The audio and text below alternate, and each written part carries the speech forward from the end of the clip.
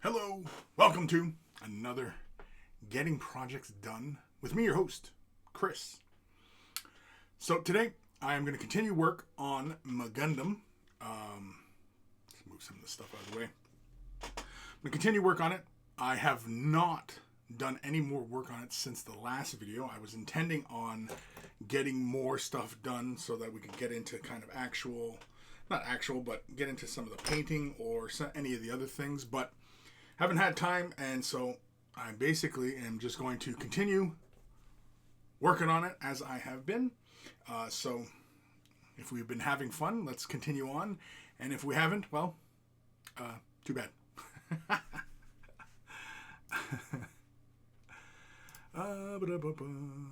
Yeah, okay. So I'm just double checking all my stuffs is running properly. So yeah, we're just going to continue work on the sanding aspect. So you can see here, there's still a little bunch of seams to go through. You can see we've already took care of a lot of the other seams around here, up here, all that kind of stuff. So we're going to take care of this one. Now this bit has quite a bit of sanding to do because there's a seam line that runs like the entirety of the piece. So there is quite a bit of work to do versus like the shin piece. The shin really doesn't have a whole lot. Let me grab the shin here. Grab one of the shins. And so you can see like the shin here, it's got that little seam line there. We can knock that down, but like, on the face here, there's nothing there, and then of course there is some work to do back here. This is going to be kind of fun. These little indents in here and stuff, those are going to be fun to deal with. So we'll get to those. But otherwise, yeah, we're going to continue on. It's kind of, the light is kind of hot there, right? It's kind of hard to see that piece because it's pure white. But that's the beauty of working with cameras and filming your work, and all that is working out how to, overcome those things. Anyway, let's get back to work here. Let me move this light. Actually, here, let me switch it so we're both cameras. There you go. You guys can see me sweating through my model here. So I am just going to continue.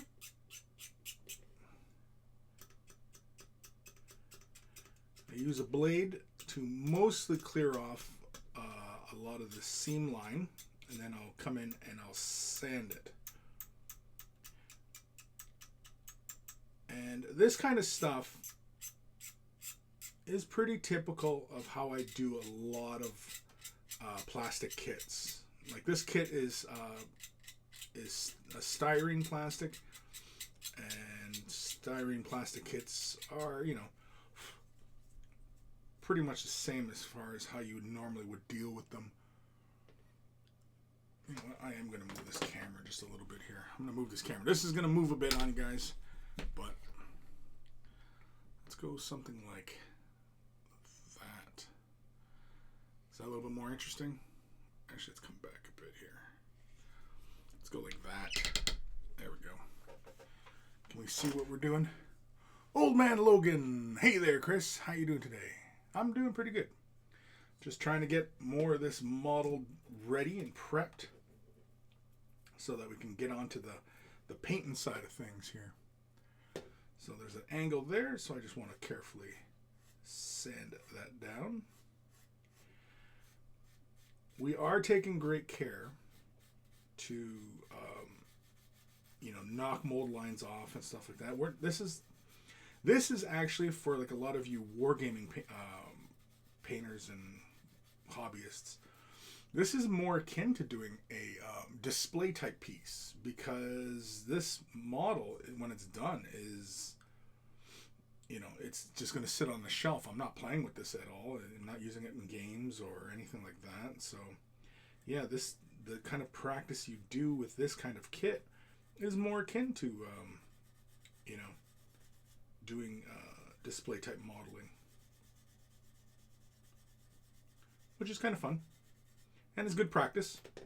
And for all you war gamers out there who are trotting through your your armies and such. You know, it's a nice break from, you know,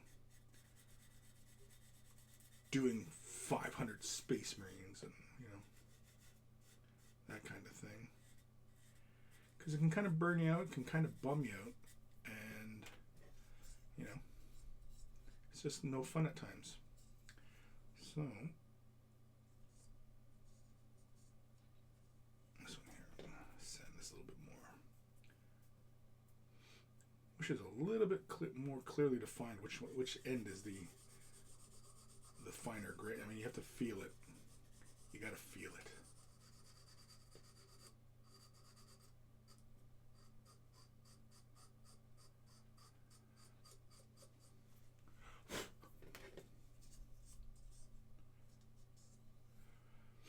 It looks really obvious when after you've sanded it and such,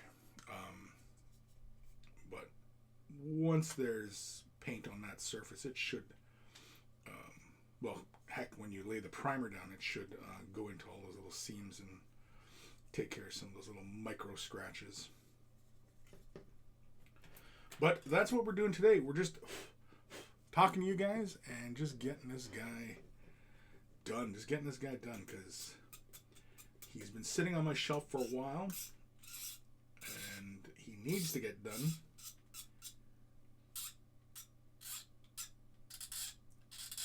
See, some of these small surfaces like this, you can pretty much just blade them smooth, as you can see there.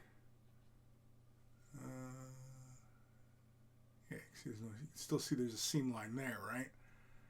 And there. So we'll just blade those right down. I like these kind of surfaces. You can just blast right through them pretty darn easily.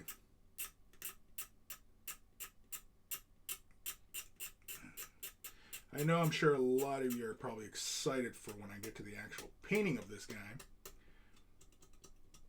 I'm still not even 100% sure as to how I want to paint him. I know I'll probably go about it in the typical fashion in which I paint something. You know, I'm not gonna do anything fancy or, you know, try out something that, you know, I quite haven't done before. I'll save that for other kits down the line. Yeah, see, we knocked that mold line right off there. It's all gone. So you might remember from the last episode when we were working on this, or the previous time we were working on this, I was using quite a bit of glue to glue these seams together, and then, you know, forcing the pressure and then forcing that little splurt of plastic to come out the seam. And so that makes life a little bit easier when cleaning up seam lines. And for a majority of seam lines, I like to just simply use a blade, just, you know, a little X-Acto blade, and then just very carefully shave that edge down. Now, the one thing to be mindful of when you are using the blade in this fashion is sometimes when the blade starts to get dull, it jumps around on the surface, and that can actually cause little stutters on the surface, which is kind of a pain. So always use sharp blades, fresh blades if possible. But the other thing I do, if I ever encounter that situation, is I change the angle at which I am shaving the surface. So if I'm bringing it pretty much perpendicular to the surface, I'll change it ever so slightly and bring it at a slight angle across that surface. And that usually mitigates that little stuttering on that on the model surface. Let's see here, a little bit, there we go. This kind of stuff always reminds me of like when I used to do like woodworking in school and stuff like that. You know, you're planing that piece of wood and you're bringing it down to that nice smooth surface like that. You can still see an indent there, but it's not too bad. No. Although that's kind of annoying. That's okay. There's still this big seam line right in the middle here. We're just looking to get rid of a majority of the seam lines. Now, if I was, I don't know why I would be doing it, but if I was entering this into a competition, like a gunpla competition, then I definitely would, you know, go for all the seam lines. Be quite meticulous in paying attention to that stuff. I need my little scrubby-dubby toothy brush just to clear some of this debris out. Old toothbrushes are super handy to have around in your toolbox.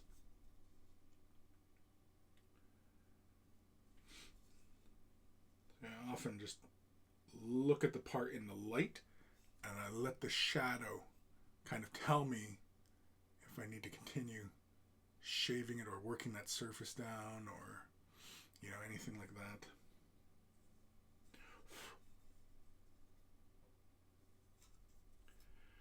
For the most part, I am mostly happy. I glued this hand, and I probably could have left it, but oh well.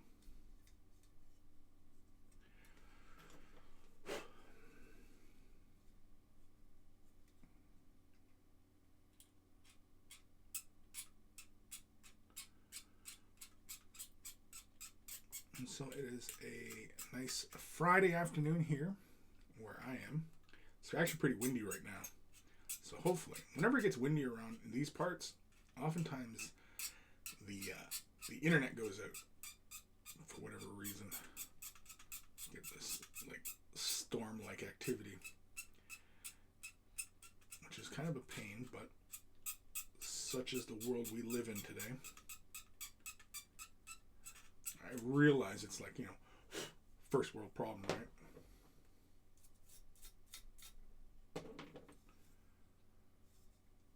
Got to knock that down some more.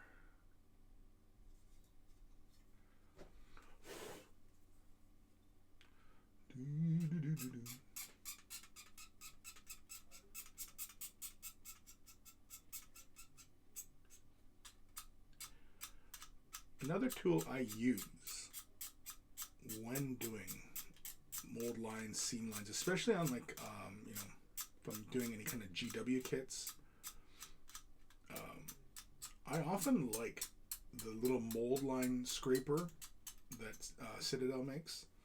I will often use that one as well. It's actually pretty handy. Now, is it the best tool around? Who knows? But yeah, I use it quite often. So often I can't find it. Here it is. Yeah, I've got this one here where it has the rubberized grip. And in fact, I'll show you guys using it here in a sec. But essentially, like this kind of tool, I mean, you can just use this and like the back of your X-Acto blade to do pretty much this same thing. It's the only thing is though, is like, see here, you can see I'm scraping the butt with the back of the blade. And it's doing exactly the same thing as the GW mold line scraping tool. But the only thing is though, is I find that you do end up more kind of deeper gouges as you move material. And also you run the risk of like, you know, scraping and then putting your finger like on the blade and applying pressure, and then you end up, you know, slashing your thumb kind of thing, right? So I don't really recommend that kind of thing. Oh, I wasn't done this side. Got to talking about my tools. So yeah, I mean, like, people like to crap on, you know, Citadel products all the time, but I honestly don't think there is much issue. It's just a lot of, you know, big corporate, I think, kind of hate. And yeah, a lot of times you pay a premium price tag on those products, but you know, yeah, see here where I was using the back of the blade, I can see some gouges. I think what it is like when you're moving the blade across and you don't clear it of debris, and some of that debris gets pushed along that surface and it creates gouges, which is why, you know, you should clear off after a couple strokes, and then clear the surface. Do a couple strokes, clear the surface, you know. Just because you can end up with some of these deeper gouges. I don't know if it'll show up on the camera here. See if I can get the light to show it. No, it's not going to show it. It's only apparent to me and my eyes, apparently. But anyway. Johnny Chop Shop. What's happening? Morning, Monkey Lord. Subscribe for 8 months. You've been a subscriber for 8 months? Holy carmoles. Well, thank you. Thank you, Johnny Chop Shop. Yeah, here, saying just it pretty much does the same thing, right? It's using the back of that blade. But what I do like about this tool is that you get a lot, at least it feels like you can do a lot bigger surface area. And it kind of just, you know, does more material. But it's essentially the same thing. But I find a lot of times trusty rusty X-Acto blade does the trick just fine. When it's sharp, of course.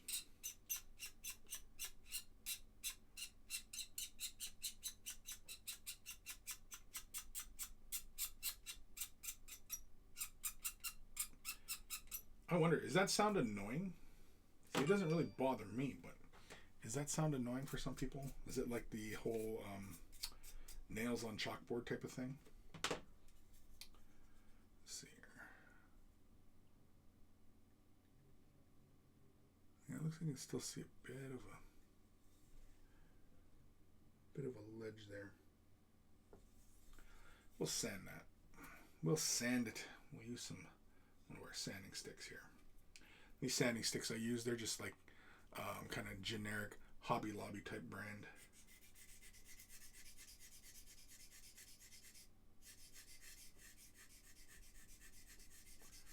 Has various grits. There's a coarse grit and then a less coarse, and then of course this one here has even finer. I can't remember what the hell the grades were, but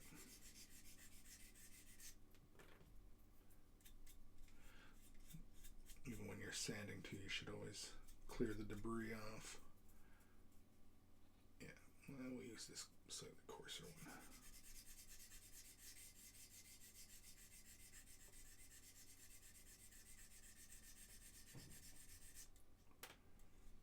There. Smooth. It's nice and smooth.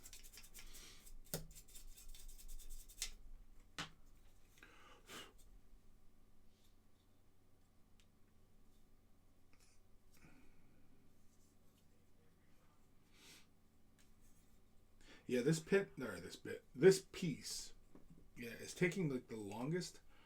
Like I said, it's because it's a seam line goes all the way around, right?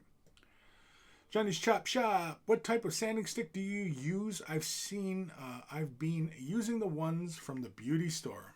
As smooth as a monkey's behind. Yeah, as smooth as a monkey's behind.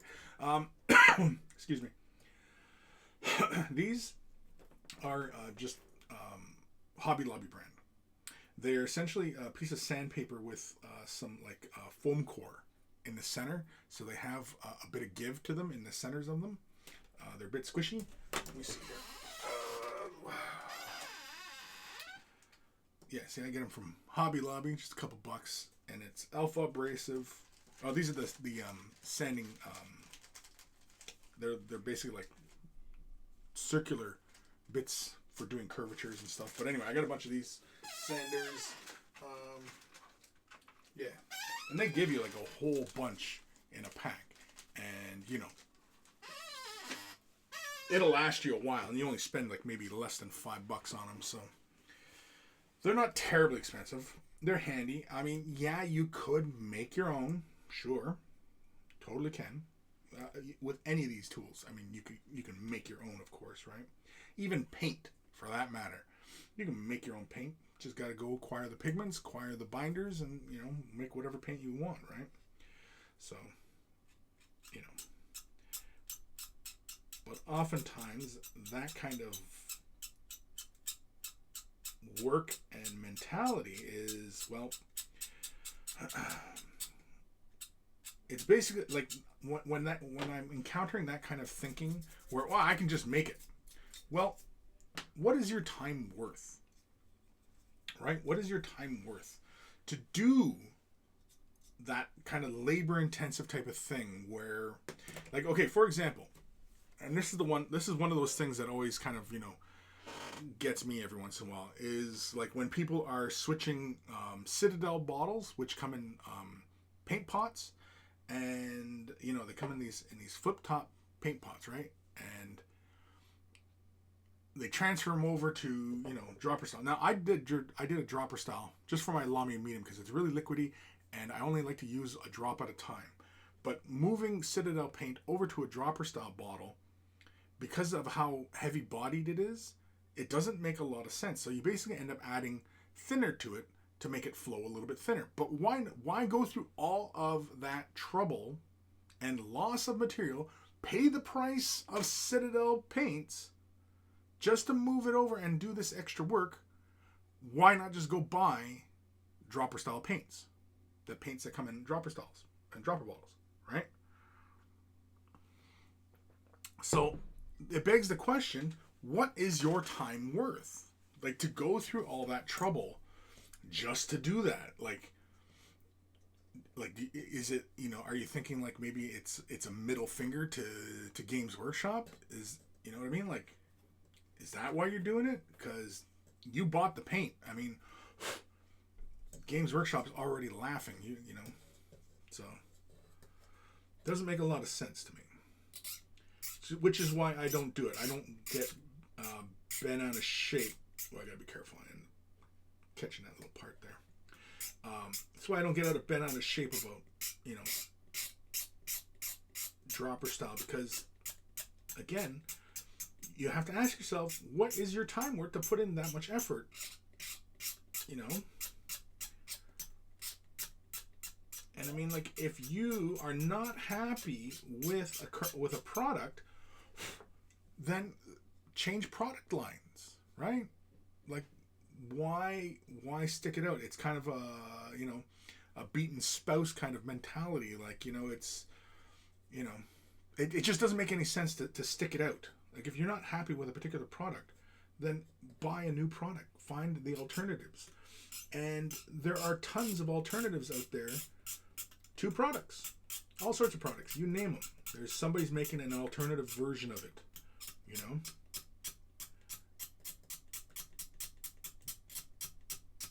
Which is why I think that so many companies find it important to patent and protect their IP and things like that, right? Because, obviously no company wants to lose money. That's not the whole point, right? In this, capitalist society that we live in.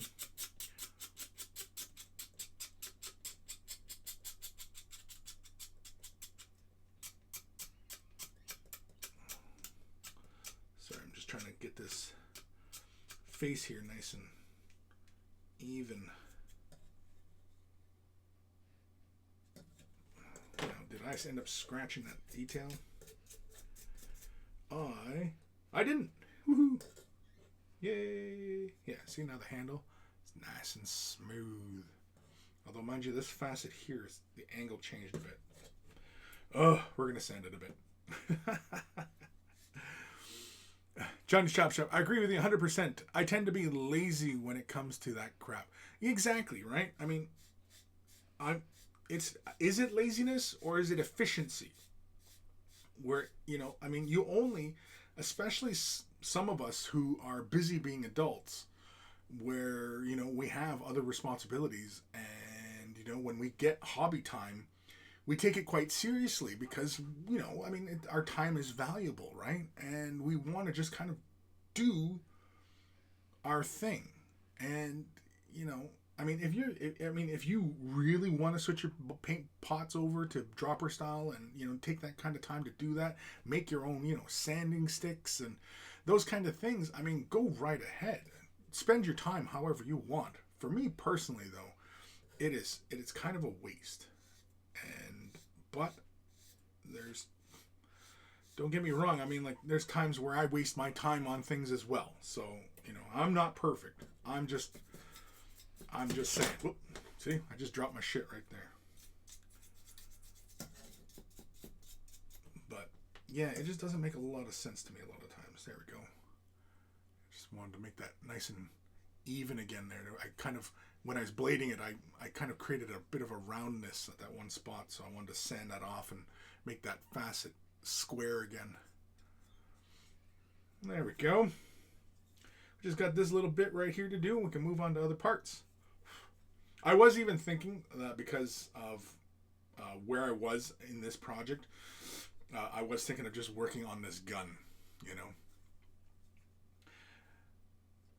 I'm kind of thinking that I would like to do kind of a two-tone. I know like the official artwork for these kits, these guns are often one tone, right? But I was actually thinking of doing kind of like a dark metal with maybe like, you know, this upper portion, because see, it's got this seam lined, right? So like I imagine like this bottom part here being like a dark, even black or even metal, and then this upper portion being, you know, like a red or, you know, something like that.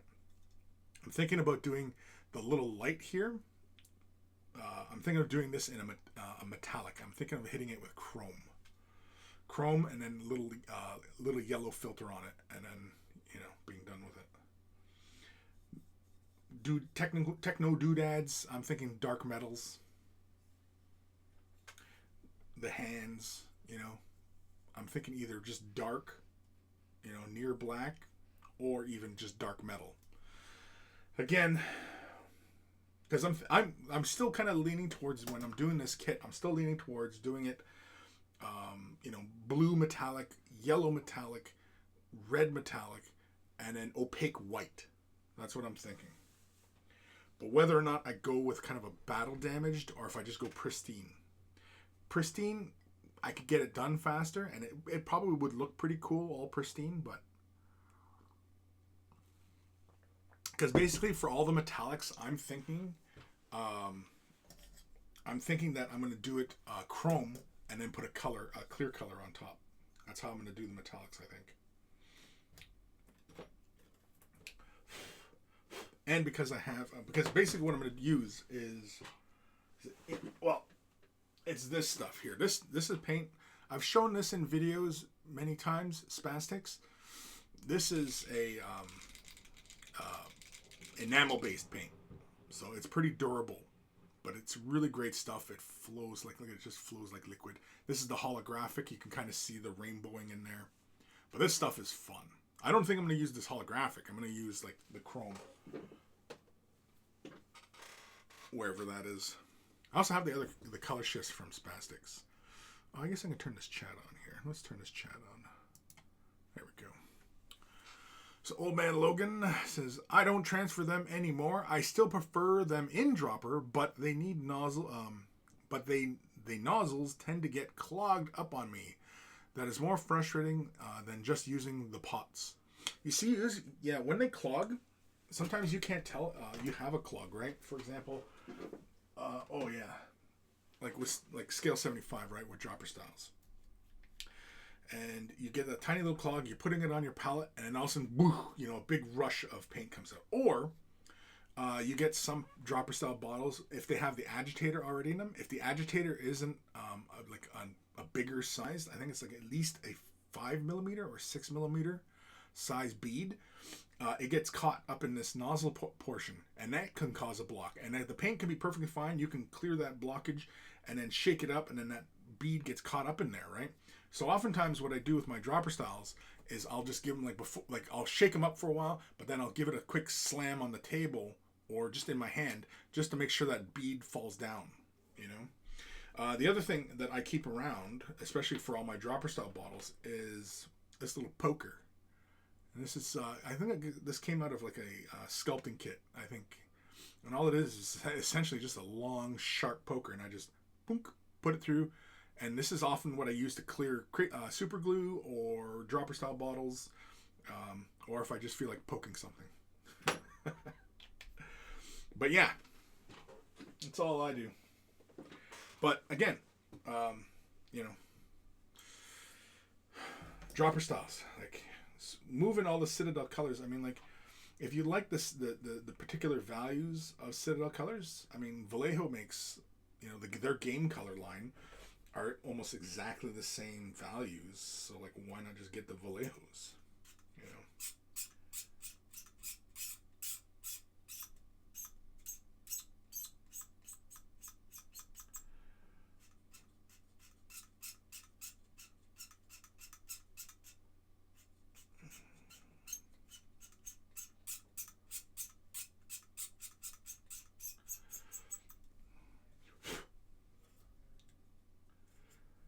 Smooth. Yeah, let's give it a little sand. Old Man Logan, some Citadel colors I really like though, and I have not found exact matches. I'm sure they are out there, but have not found them. Example, Ricard Flesh. Love that color. Yeah, I like Ricard Flesh too. Um, yeah, I have not done a side by side as far as like a lot of the shades. For example, like for Vallejo, like before, way back in the day, their game color line was almost a 1-to-1 match for Citadel when both lines were only about 70 colors. There was only about 70 paint pots. And,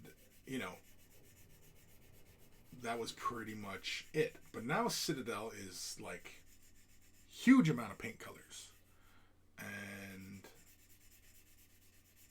I don't know if everybody wants to just simply duplicate what Citadel's doing because, you get some paint lines like, for example, Formula P3. They've got some really interesting metallic colors. One that I really enjoyed was their Crix one, where it's a gold, but it has a bit of a green hue. And then, of course, Scale 75 produces a gold like that, but it's much deeper. And so, if you have access to like a whole bunch of paint lines, I mean, you can, have every shade that you want. And, but yeah.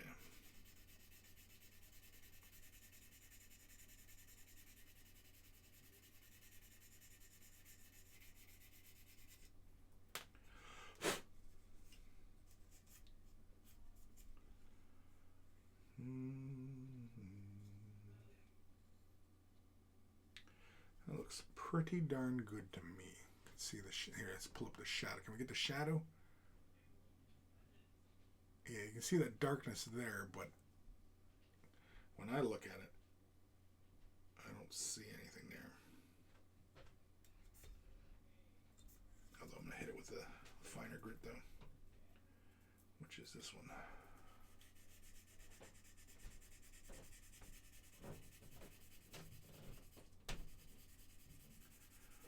Also keeping a light pressure as I do this. I'm not pressing very hard.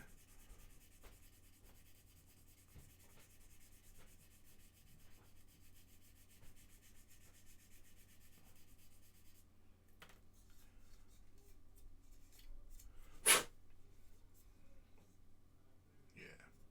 That's smooth. That is smooth. Jan Chap Chap. I really enjoy Way the Brush type format, but watching you work on other stuff, really cool. I am not a gamer, I'm a modeler. Cool? Yeah. Um, I'm I can kind of consider myself, more middle of the road kind of thing. I'm not super, you know, dedicated to the painting. I'm also not super dedicated to the gaming. Um, I thoroughly enjoy both aspects, even the literature. Getting into the lore and the background. Um, I enjoy that. I would consider in equal measure. You know,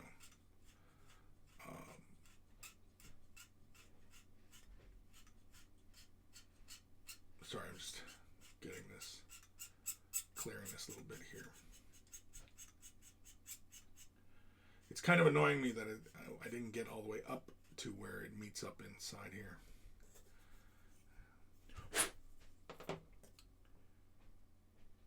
Pretty as a picture.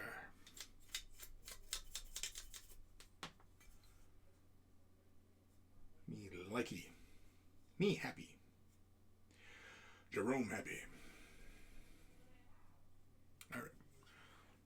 But yeah, I mean, like I kind of fell into this role of, you know, being a miniature painting instructor. I, you know, have a lot of experience at this, but I never really was like, you know, like some people, you know, consider this, you know, like a big art form. I used to lean that way pretty heavily, that, you know, miniature painting as, you know, as a really kind of, you know, art form. But no, I don't lean that way anymore, as, you know, upon further reflection and, you know, and observation, what I've seen from this, you know, miniature painting community, I'm not seeing, I'm seeing the same thing over and over again. And I've been, you know, like I said, I've been painting miniatures for a long time, and, you know, it's secular, and, you know, I don't know. So, but not to say that there isn't anything to enjoy here. There's tons to enjoy, you know. But I certainly don't take it, you know, with any kind of reverence. That's really what I think what it is I don't consider this, I don't hold this in the same regard as my canvas pieces, or any other canvas pieces, or any other sculptures for that matter. Now, miniature sculptors, that's a different topic altogether. That is an art and an art form, and those people I consider artists. Miniature painters, for the most part, not really.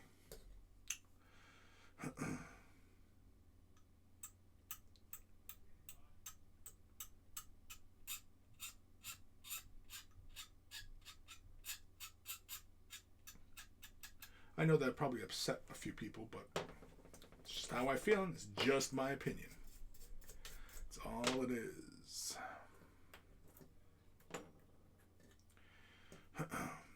Especially when you go into like something, you know, like a golden demon. It like, again, it's kind of the art competition. Anybody who's an artist and who has ever partaken in an art competition, and golden demon, crystal brush, those are all the same kind of thing, and they're so subjective that, you know what I mean, like it's all dependent upon the mood of the judge at the time. Now, to me, that just, I don't know, it just, there's no standardized criteria for what is a good miniature, right? A good miniature paint job. Because it differs year to year. What changes year to year? Right? What changes in a year? Nothing. Nothing changes.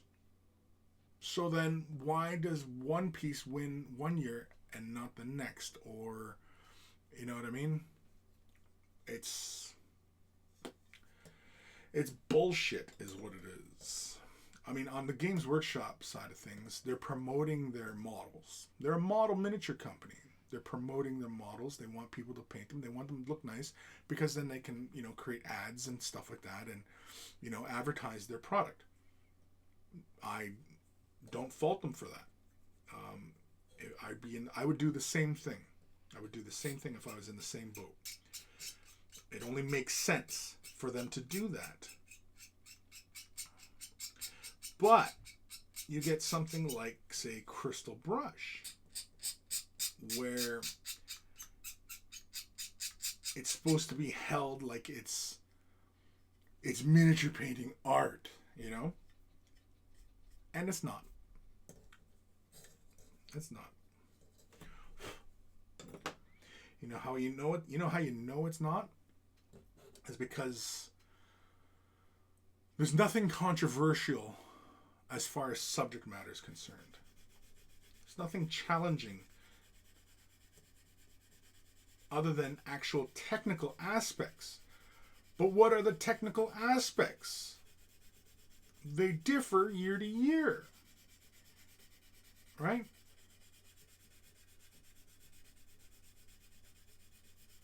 And so if it's concentrating on the technical aspects of miniature painting, then it's not focusing on the art.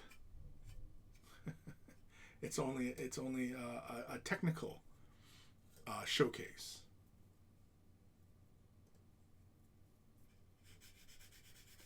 Again, I know there'd be many people out there who disagree with that assessment, and I'm not saying I'm right. It's just how I feel from what I've observed through many years of being in this hobby. I've seen it in the art community, and I see it in the miniature painting community. Oh, gotta do that scene line there. Hey-o, Bob. Hey-yo. Hey-yo. John Chop Shop, we're getting deep for a Friday. Are we? Man, I'm deep all the time. I'm just a deep kind of fella. I ponder a lot of things. You know, mainly because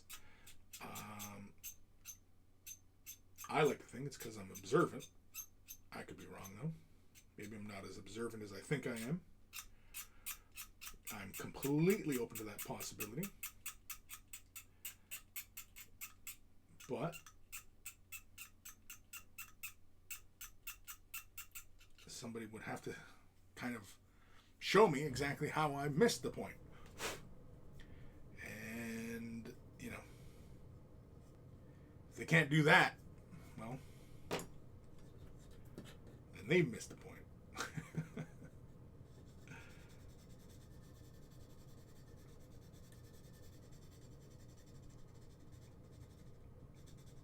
It's kind of tricky to get into that little nook over there.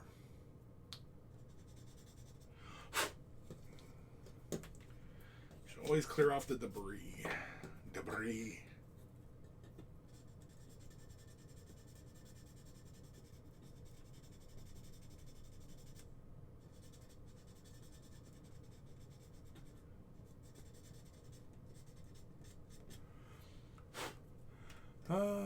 Hail Bop. The current fad in mini painting changes every year. Exactly, and that's it. It's just a fad, right? And you know, it's why I don't really get worked up about competitions, because ultimately they're arbitrary, and you know, it's all in how the judges feel a particular year. You know, and that's it. You know.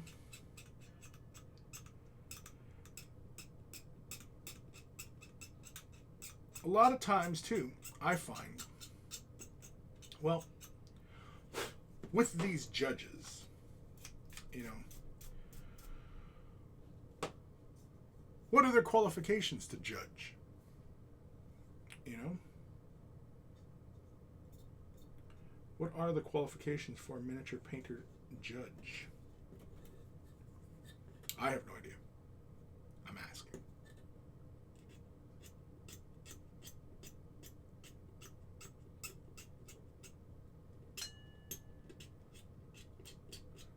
No, it's not the third round starting. It's me dinging my lamp. I don't have one of those ring bells in here. It's not fight night in here. Though it sounds like it.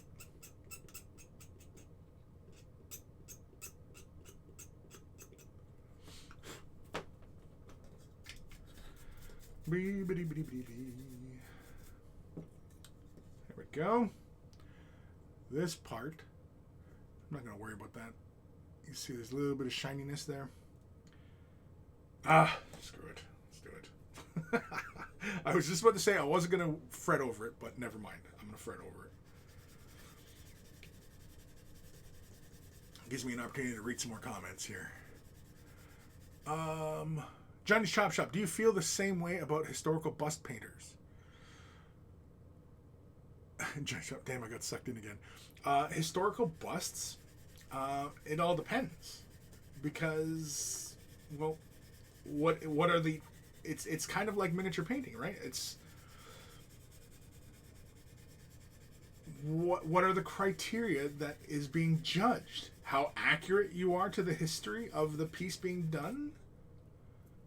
Like, what are the criteria for how you're being judged as far as your efforts are concerned? And that's rarely ever clear. You know? I've talked about this in the past at some point.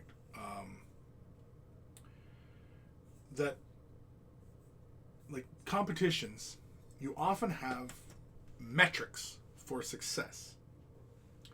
Miniature painting has no metrics because it is entirely subjective, and the mood of the judge, it's entirely subjective. Like, when you go to the Olympics and you run the fastest, guess what?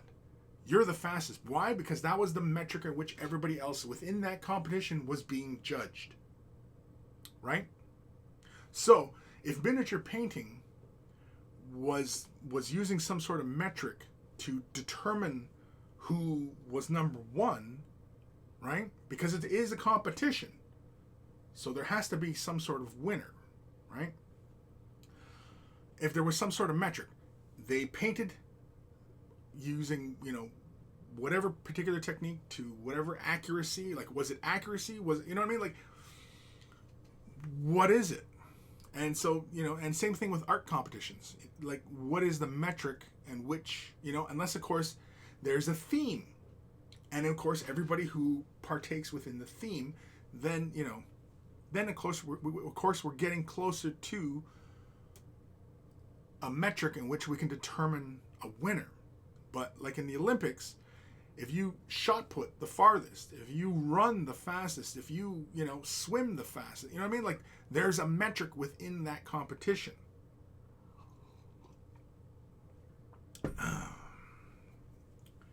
Painting and art competitions, it's completely subjective. It's the whim of the judges. That's no way to run a competition. That's not a competition. You know what I mean? So. Johnny Chop Shop, I need to meet up with you one day and have a few beers and discuss life. Bob Ross emoji. Oh man, speaking of Bob Ross. Yeah, and definitely. We have to but Johnny, aren't you in the UK? Aren't you in the UK, buddy? I thought you were. Anyway, yeah, if I ever find myself in the UK again, yeah, we'll have to meet up. What was I saying? Oh, Bob Ross. Yeah, hopefully it shows up today. Speaking of Bob Ross, I bought something. Just, I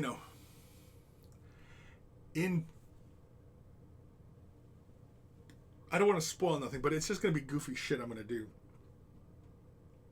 But yeah, I bought something Bob Ross. And I'm hoping it shows up today.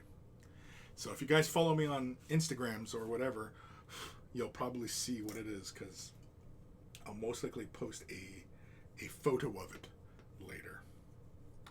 All right, this bit I'm going to say is done. We got that back there, and see, we got rid of all that seam, that little seam line that was happening back there. It's all gone. Nice and smooth, like a monkey's bottom. Yeah, we'll have to give this a good dusting afterwards, just to make sure we got all that debris out of there, just from all our sanding and such.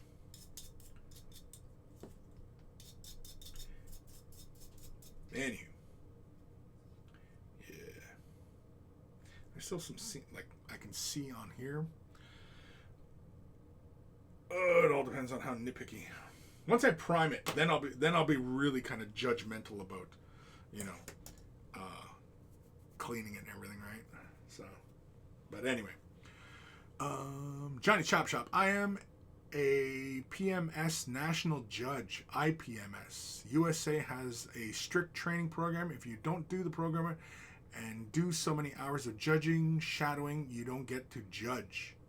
Oh, you're just across the river in Detroit? Really, Johnny? I thought you were in the UK. Oh, okay. Well, yeah, you're only like 3 hours away from me, dude. Fuck, we can totally get together and have a laugh. Yeah, as far as I'm not sure what IPMS is though. Is that for like the historicals? Again, I mean, like even like, you know, scale model competition stuff like that. Now, I've not attended any of those, so I'm not sure exactly, you know,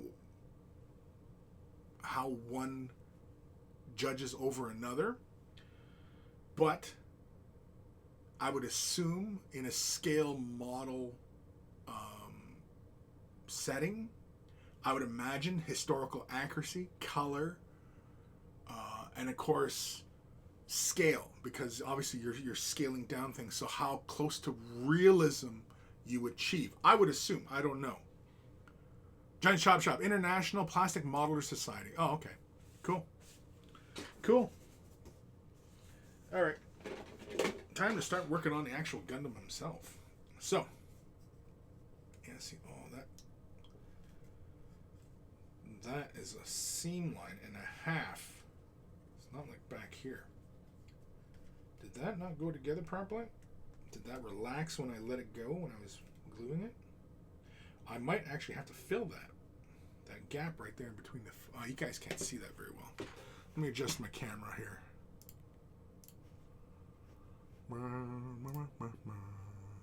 Let's turn down...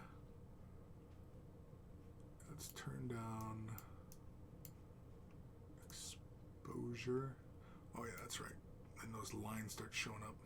It's because of this lamp. It's a different kind of LED.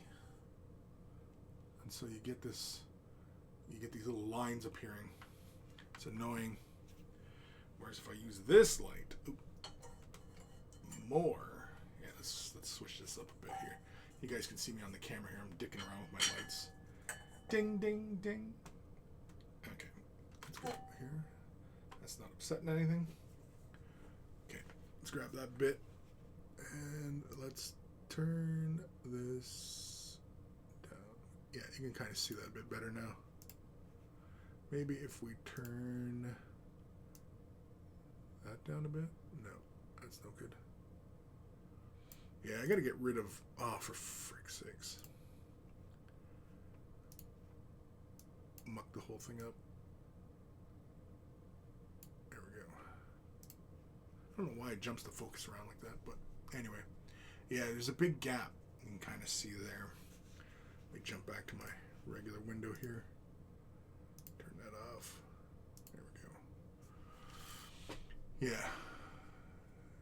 So you can see there's a bit of a gap there.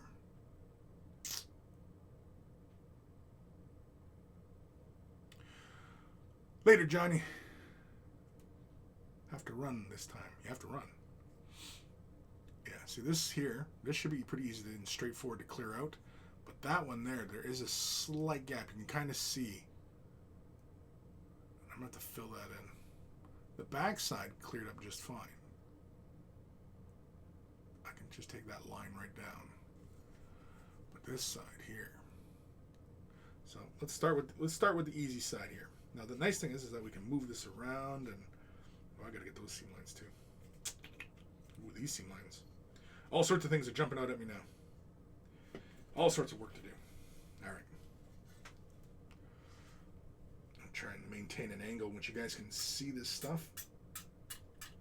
So all I do is just simply knock it down.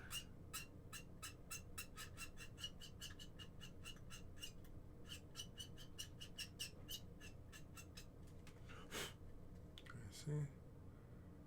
It's already looking a little smoother. Again, like I said, this is pretty much the same way I do regular styrene, GW type kits, right? Because, styrene plastic is styrene plastic. It's pretty much the same, techniques. The material is the same no matter what, model you're working on,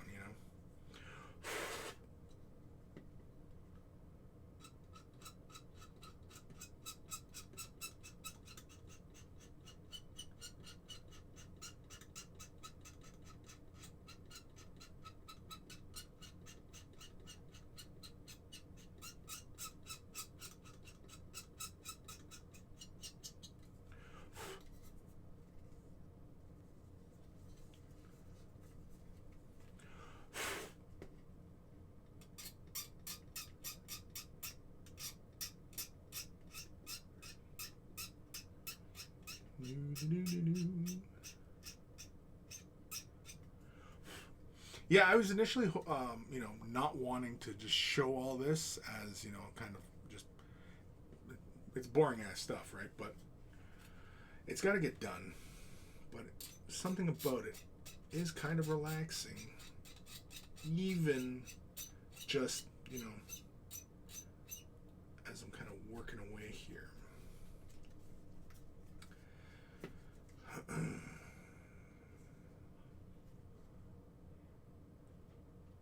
Still see a little bit there. There's a little gap right there too. If I blade that, if I blade it this way too.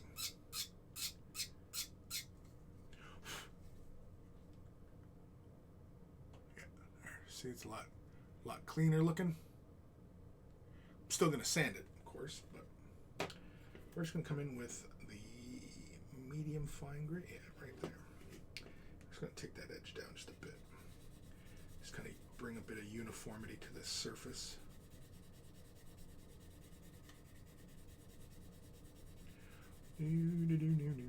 Yeah, Johnny's Chop Shop. I mean, he's probably already gone, but yeah, I had no idea that he was so close. I thought he was over in the UK. There's a few monkeys that are actually in the Detroit area. It's kind of hilarious.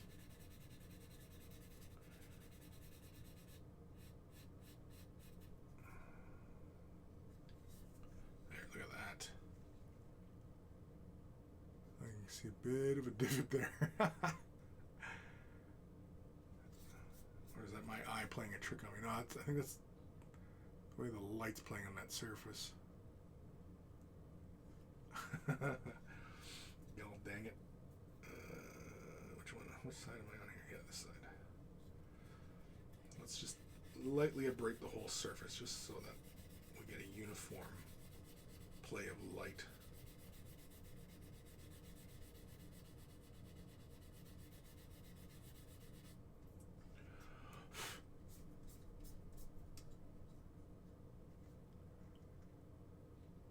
Yeah, you can still see that seam line, but that won't show. Oh, you know what that is? That's the light coming from this side and making that dark spot there. I thought, damn, I missed it again. But no, it's the way the light is playing on this surface. The light is shining from the other side because this is a thin little bit of plastic here. That's my excuse, and I'm sticking to it. Let's take down this little edge here.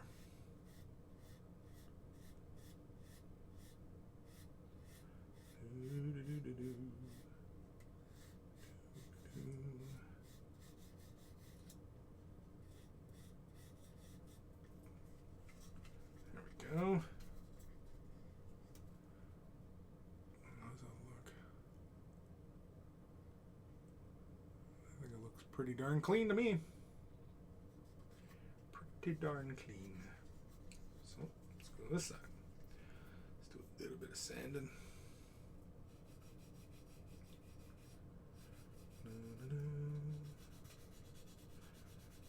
Yeah, I still got to figure out how to play some tunes. Hail Bop, I'm building Malifaux. Cool.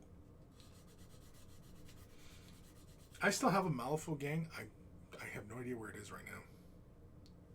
I was gonna do, but then everybody who was interested in Malifaux around me fell out of interest of it.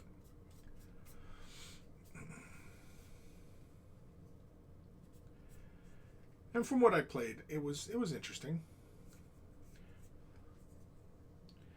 Especially if you're used to, playing like some of the other games where, you roll tons of dice, that kind of thing. Malifaux, with his diceless type of system, I found very interesting.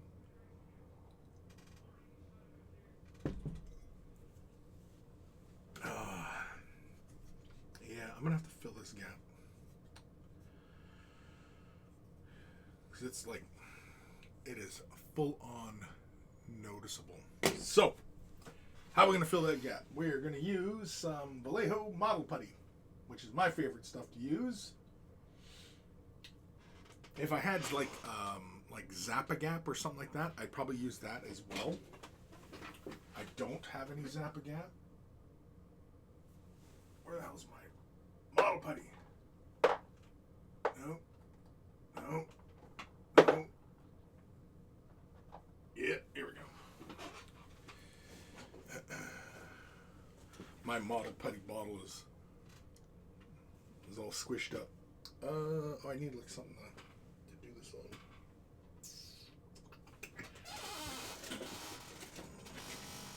Yeah, let's use this thing right here. Oh, I need something to work it into the surface, which means I need one of my sculpting tools. Always a big fan of this thing here. This is from Gale Force 9.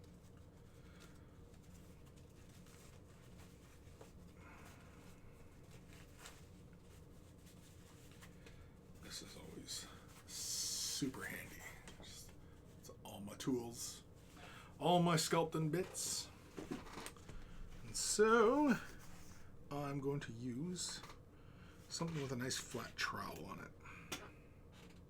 Something like that right there. Yeah. Make sure it's got a nice flat edge to it. Alright. Do. Oh yeah. See, this is why the label's all messed up, because squeezing this putty out. There, I don't think I need that much. I like this stuff though. Vallejo model putty. It's good stuff. We'll just use this to apply it. It actually dries pretty quickly too.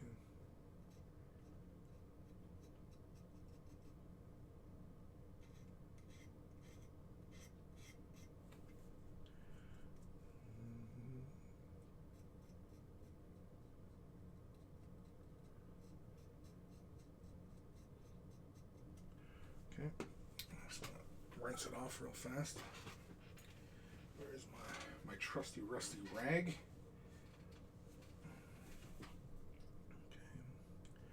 let's just quickly shave that down a bit.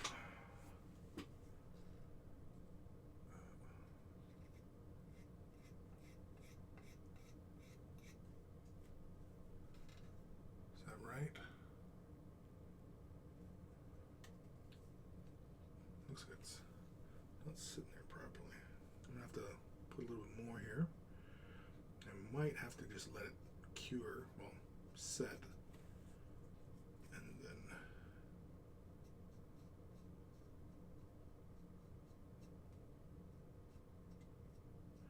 then just sand it off.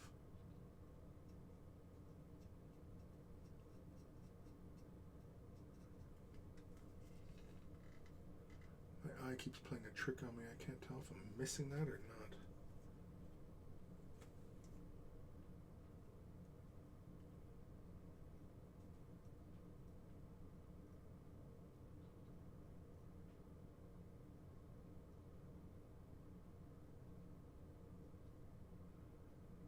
There.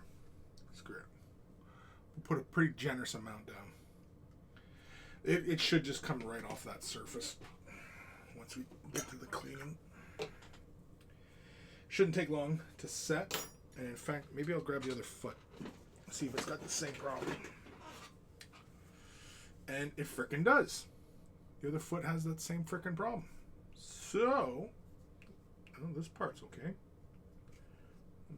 The back looks okay. Yeah, we're gonna have to do this foot. We're gonna have to do it. We gotta do it.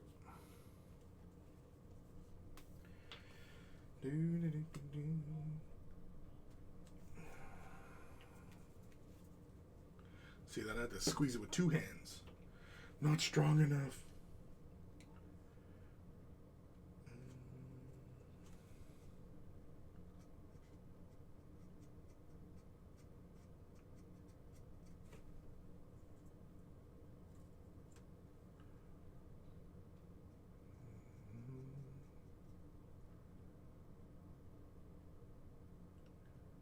Get in there.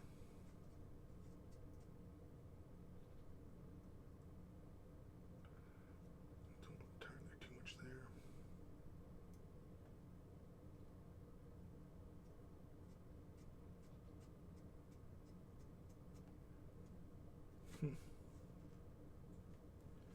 Looks like it's falling right in. See, it's times like this that I wish I'd have made I was talking about this a few episodes ago about making the styrene slurry, which I probably should still make.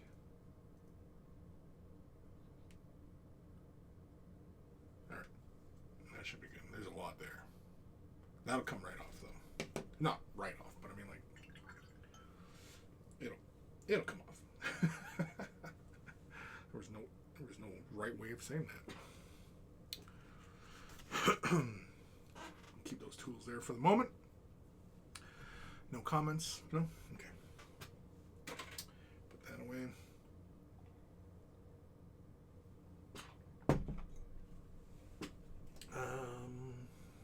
So while we're waiting for that front of the foot to go, let's do the back of the foot here.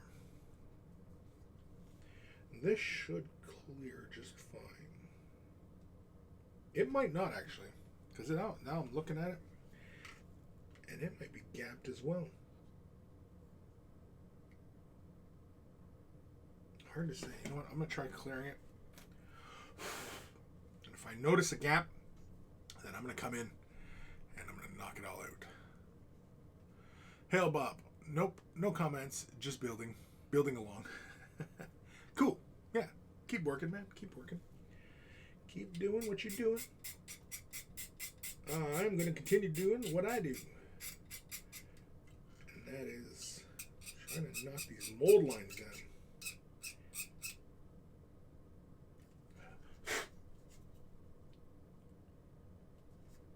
No, I got to fill that. Son of a beehive. Okay, well, we're doing the back sides now. So, grab some more putty. Some more putty. Naturals or space noids? Naturals or space noids? I'm not following. Oh. I was going to say, what happened to my tool?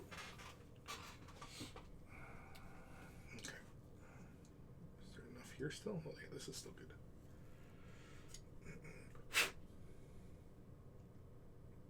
It's probably more than enough. This better be.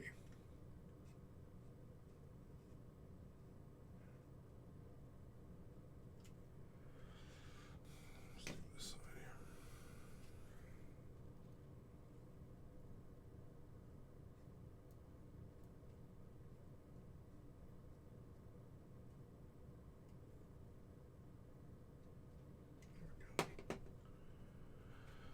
Oh, shit.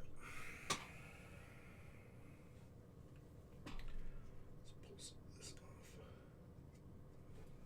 It's a little bit much.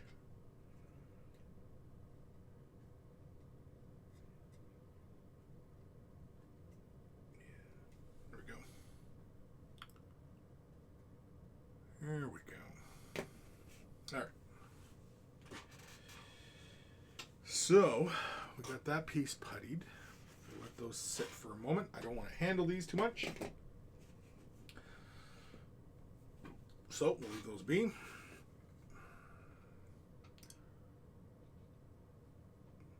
Something about the way the light plays on that surface, it makes me think. Yeah.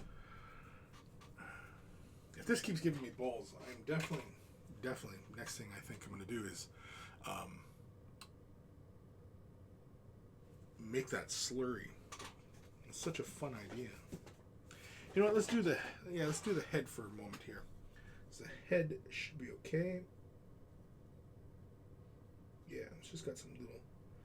There's no big gaps. We glued most of the things together, and there's a lot of things on this model that I want to preserve. Like, for example, the eyes. The eyes are a clear plastic, and I definitely want to preserve that look.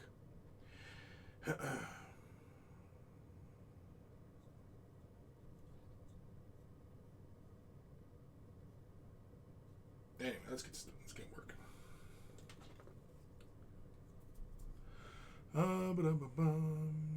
Hellbop, the Spaceoids are the people in the Gundam who were born off-world. Earth naturals are those born on Earth. Oh, gotcha.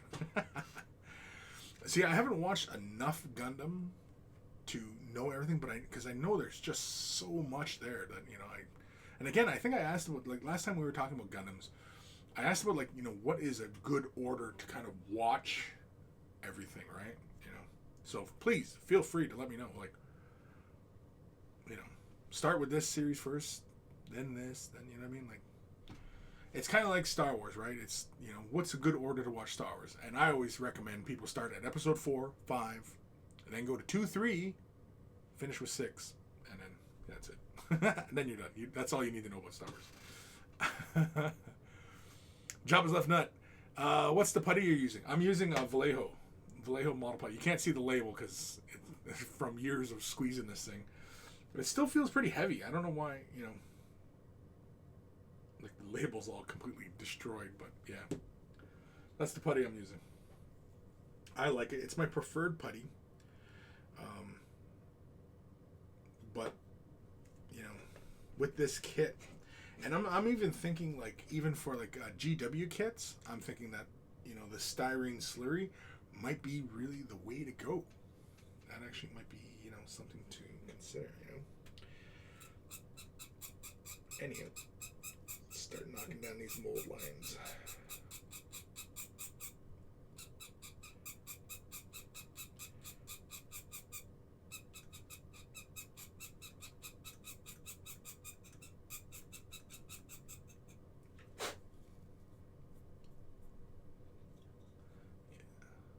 See, once you start knocking down some of them mold lines, it starts to feel good. You can see there's a bunch. The seam line runs right along here. Sanding this curvature, that'll be interesting. Be interesting, not difficult.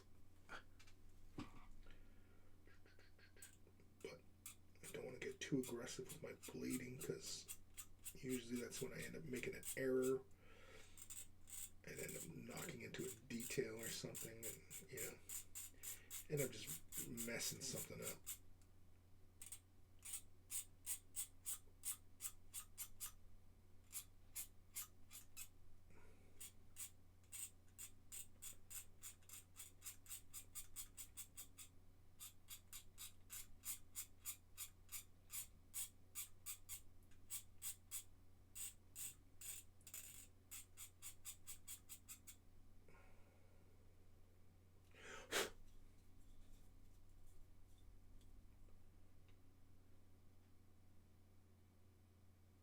Kill.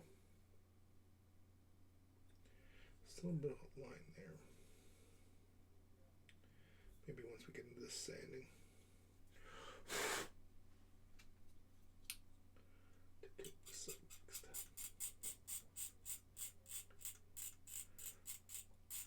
And I definitely want to take my time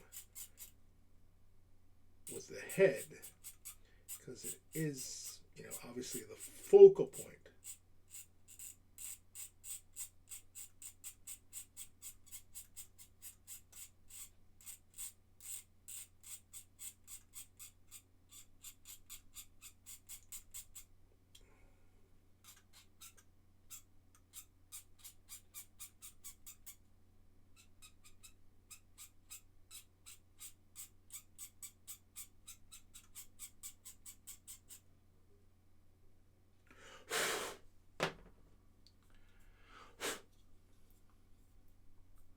I wonder, was my head in that shot the whole time?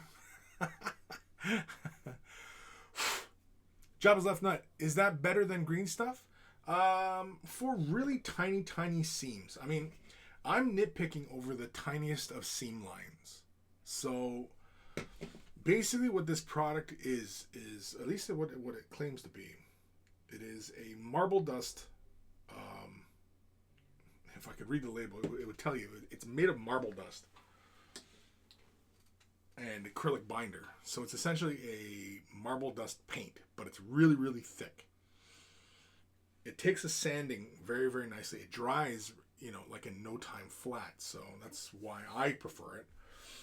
Green stuff, though, clearing like big gaps, kind of like half a millimeter kind of thing. That's when I would recommend something like green stuff. And I was talking about the styrene slurry a while ago. I mean, I still would like to go about, playing with styrene slurry because, in Gundams, I've seen it being used and other model builders. And I'm currently still working on my Walker Bulldog. So,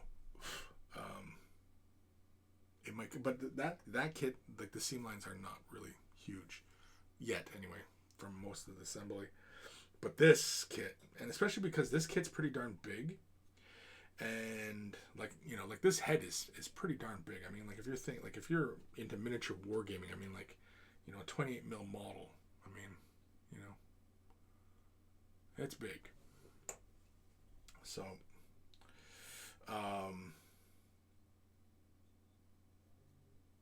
and it's really not challenging on its details either. I mean, like, it's got some panel lines, and so I'm going to try and pull out a bit of the light here so we can kind of see what we're talking about. But yeah, is it better than green stuff? It's all situational, as with everything, really. I mean, any tools we use, they're situational. Like an X-Acto blade. Is it the right tool for every job? No. Because sometimes you need, a scraper, or you need, a poker, or, what I mean? Like, is every sandpaper grit? Is it one sandpaper grit, or is it different sandpaper grits? It's different sandpaper grits. You know what I mean? It's the right tool for the right job.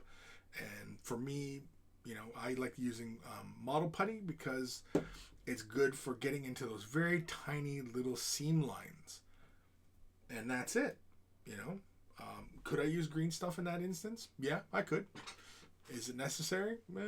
Probably not, because, to mix up the tiny little wad that I'd need, is it really worth my time versus, grabbing my bottle of Vallejo model putty and just squirting a little dab down and slapping it on, sanding it off, and being done, right? So it all depends. Hailbop, depends on what universe you want to watch, as some Gundams are different universe timeline. Well, I've been watching Unicorn. The main one is Universal Century. Yeah, Universal Century, and then it was Unicorn, right? Which is the original Gundam, Unicorn, and then Zeta, and etc. Okay. Yeah, I've been watching Unicorn. That one's fun. Watch where that blade goes. Alright, let's hit it with a coarse first. And then we'll come in a bit finer. I'm just going to try and plane this whole surface flat. Just try and get this uniform. Switch sides. Come in with a finer grit.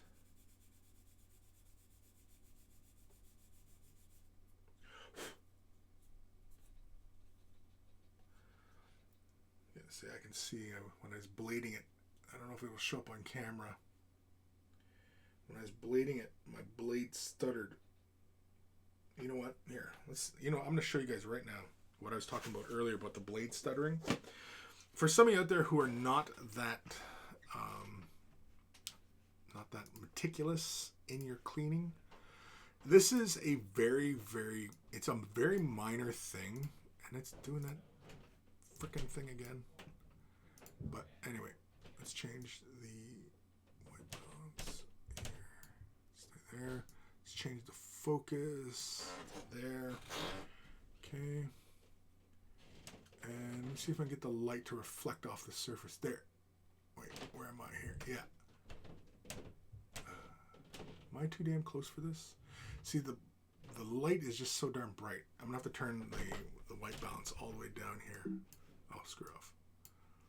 Let's turn the exposure way down. Now, you're going to see some kind of harsh lines and such, but... let's see. Get these lines to show. You can kind of see them right about there. That's from my bleeding that surface. And that's just, like, that's minor. But it's annoying to me.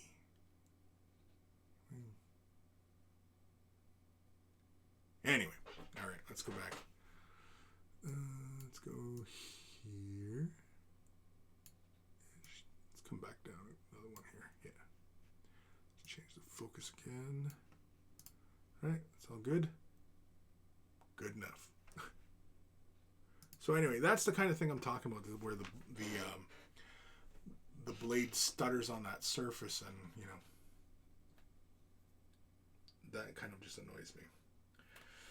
Let's go with our slightly finer grit here. Let's take down some more of this material.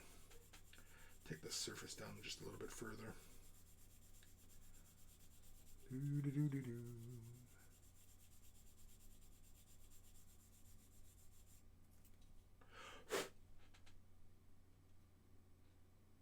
Yeah, that's much better now. I know you guys can barely see it, but yeah, it's a lot better now. I don't see those little stutter marks. The job is left nut. That sounds like a series of videos you should do. The right tool for the right job. I've never heard of that putty before.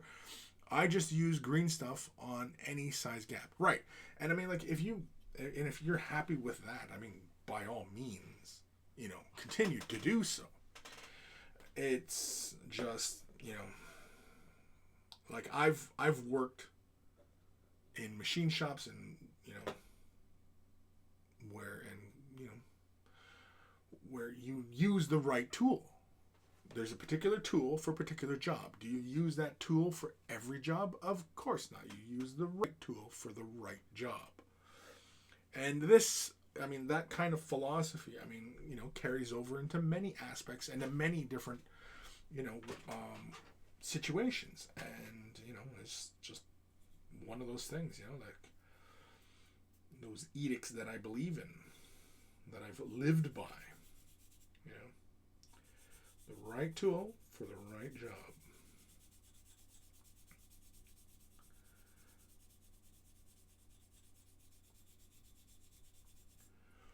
I am one of those guys that if I see somebody using a screwdriver other than turning a screw, I kind of like, you know, I roll my eyes. I'm one of those idiots. One of those jerks.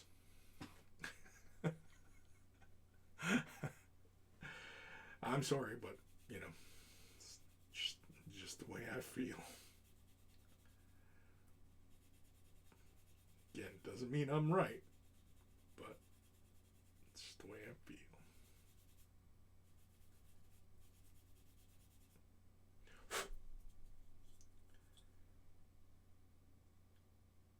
Yeah. And I'm probably overthinking some of this stuff too. Because like I'm just thinking about, because like I was saying earlier in the video, how I'm probably gonna do a lot of chrome, and so I just want these surfaces smooth, because when I lay the primer down, I want that surface primer to be as smooth as possible when I lay the metallics down, because when you have a nice smooth primer down and you start using metallics, especially, you know, because I'm gonna lay down chromes on this surface, because I'm gonna go for a maximum metallic. We're gonna go maximum all up in this bitch.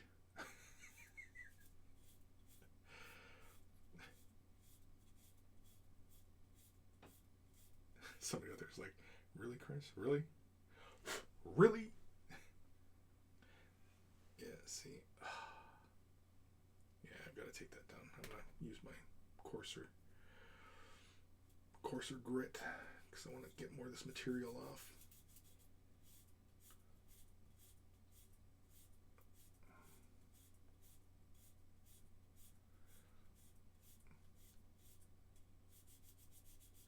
So hopefully you guys have been having fun, maybe working alongside what we're doing here. But yeah.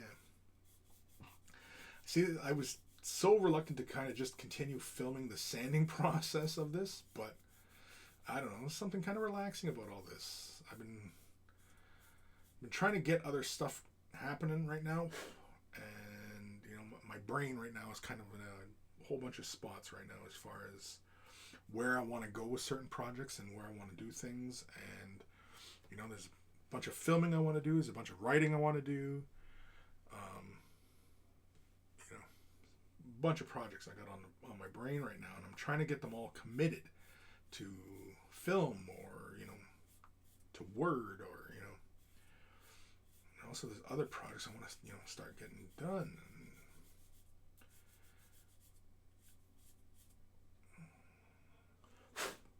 It's almost like there's not enough Chris to go around to do all these projects that I want to do. There we go. That is smooth. Me likey. See, I like that right there. Oh, this is fun. I know, it's like, come on, Chris, you're getting excited about sanding shit? Yeah, I am. Job's left nut. Yeah, but you don't know that the tool is out there.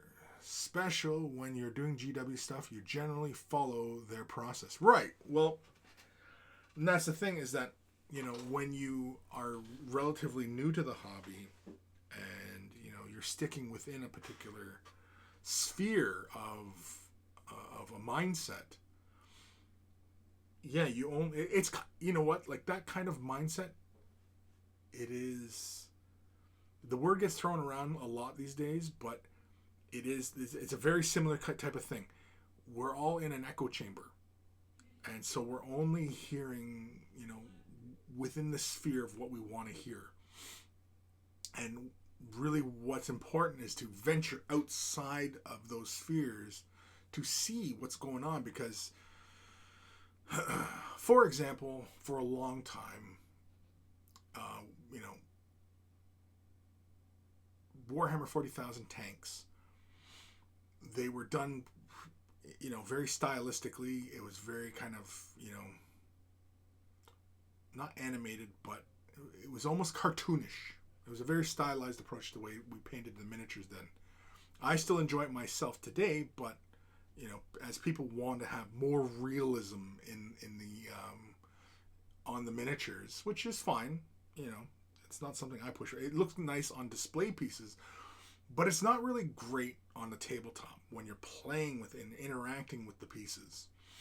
And, you know, a lot of scale modelers who were bridging the gaps between, you know, scale modeling and, you know, miniature painting, they were bringing those scale modeling techniques over to the wargaming, and so they were bringing in rust and weathering and, you know what I mean, all these different kinds of techniques, and that was blowing people's minds, even though scale modelers have been doing it for ages. You know, for years they were doing that,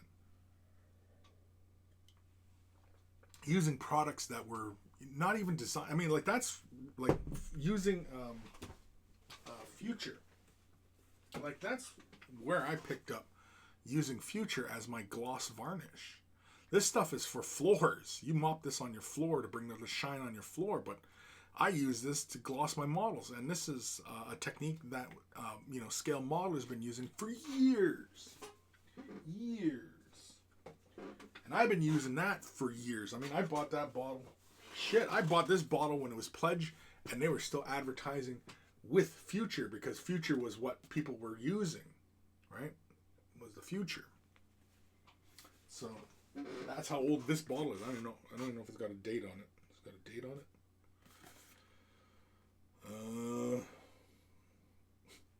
Best before 1999. No, I'm just kidding. But I've been using this stuff on my models because I was doing a lot of the Forge World flyers and stuff like that, and because of my Eldar Force, my Titan was another one, because I had bought Vallejo gloss varnish, and I run it through my hobby brush at the time. I used to use, where is it? Yeah, I used to use this all the time, and my Phantom Titan was mostly painted with this kind of hobby brush, right? And this is more akin to a Badger 350, I believe is what it's called. The GW spray gun that would look like a hand flamer was this brush. It was this kind of thing. And in fact, this bottle is from that. So you can see this is the foundation paint and how much water you had to add. It had the little gauge on the side to make it all nice and easy for everybody, right?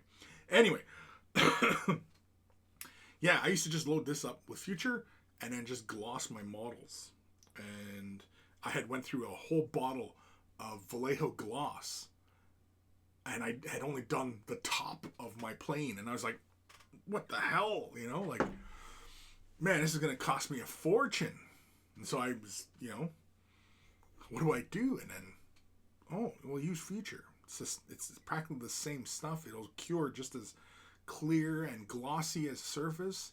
You don't use it exactly the same way you would with other paints, but it's great stuff. And that's how I gloss varnish all my stuff, and I still do it today. And in fact, when I get around to gloss varnishing this guy, it's going to be Future. In fact, I'm thinking that I might even end up using the rest of this bottle to do this Gundam. No, not even, because I've had this for kind of going on damn near 20 years. I don't know. Somebody look it up. When did Pledge buy Future? Right? This Pledge with Future. Yeah. And it's got the clean scent, whatever that means. This smells kind of fun. When you run it through the airbrush, though, oof, you got to wear your protection. You got to wear your protection when you're spraying this stuff, because it used to make my office and everything, my workspace, really dusty. And yeah, so you got to wear it, because this stuff will just hang in the air. It just gets cloudy, and yeah. But anyway, yeah, this is stuff I use. Can you brush it on? Oh yeah, you can brush this on, but do it in small layers. And this stuff I've used like for water effects, like doing water effects and everything like that. I've used that stuff. When you apply it really heavily, and you'll see like it'll look like the surface will still look wet, but you'll see like especially if you've laid it heavily, or if you've laid 2 heavy layers down, you'll see it get kind of foggy. Let it fully cure before you lay another layer down. Otherwise, I've done it where I seen a bit of fog, or I'd laid too much down at one point back when I had done this on other models, and the fog was real and it didn't go away. And I was like, son of a, so yeah. That's one thing to be careful of, is like when you're doing it by airbrush, you just do a couple quick layers, and it'll look matte for the first couple seconds, but then all of a sudden you'll see it just, the surface becomes glossy, because apparently one of the factors inside this particular product is it's got what they call self-leveling. Whatever's in it, when going through the airbrush, it lands like little beads, but then those little beads level out on that surface, and so when you spray it down, it'll look matte at first. Like it'll look like a matte varnish, but then all of a sudden it'll just kind of go and it'll become glossy. But it's great stuff. I love it. I've been using it for years. I don't know. Did anybody Google it? Google when Pledge bought Future? Because whenever that was, it's around the time I got that bottle. Anyway, I got another bottle I've had for a while, and I still have not busted into it because I've been still using this bottle. And this did like my flyers, my Titan, like all my Eldar, my jet bikes. I'm trying to think what else I've been using. Oh, like I did it on some big models I've got. I used it on, well, you guys can't see it right now, but I used it on my big Cthulhu. Anytime I gloss varnish, and anytime that I'm using, I'm going to use like transfers or decals, I'll gloss varnish, and I often will use that, gloss varnish, lay decals down, and then gloss varnish again, or matte. You know, either one. But yeah. Anyway, back to work.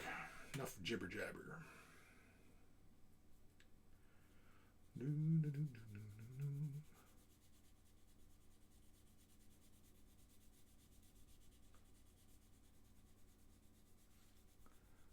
But yeah, you can brush it on, but do it in small layers. Don't lay it on one heavy layer.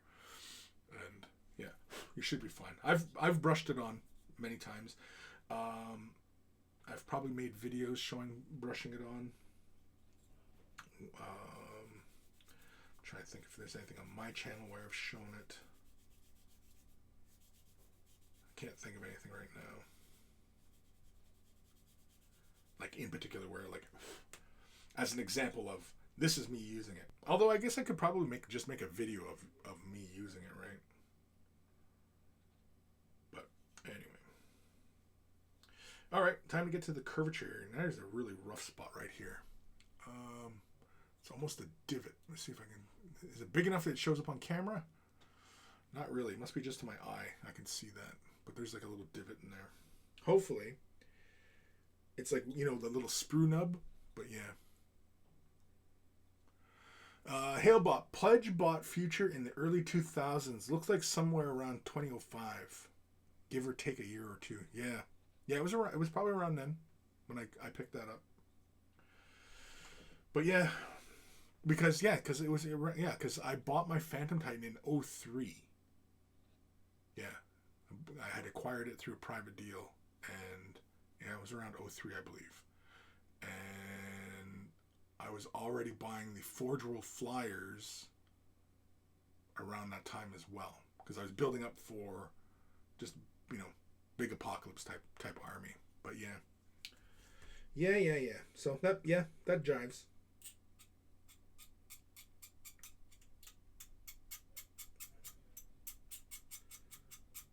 So 15 years. That bottle's lasted me 15 years.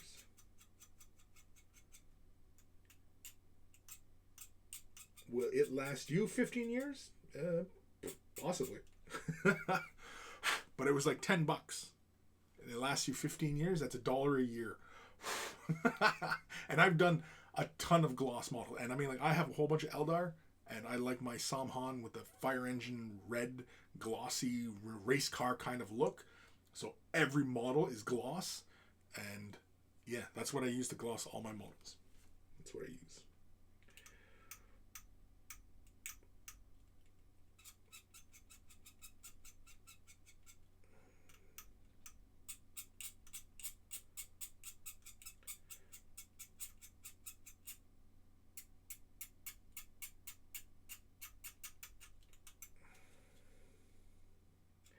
Yeah, that's a freaking hole. Son of a bitch. I must have been a little over aggressive when I was clipping this guy. Damn it. I'm going to have to fill that now. Damn eat.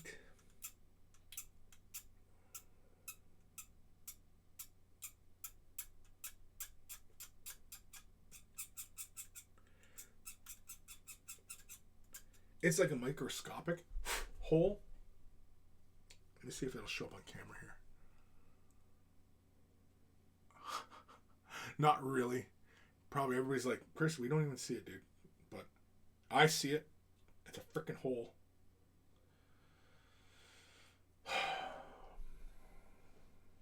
I bet you I could take something like, well, I could probably just take the molding putty, but probably take even like a bit of glue or something and just kind of fill that in.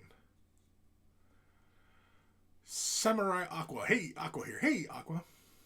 Hail Bob. I still got to get the Titan for my Eldar or Imperials. If I get one, it will either be a Warhound or the similar Eldar one. Yeah, the Revenant. Yeah. I still need a Revenant. I've got the Phantom Titan, but it's the armor cast one. It's classic, right? And I still would love to get the Forge World, the current Forge World one. I would still love to get that.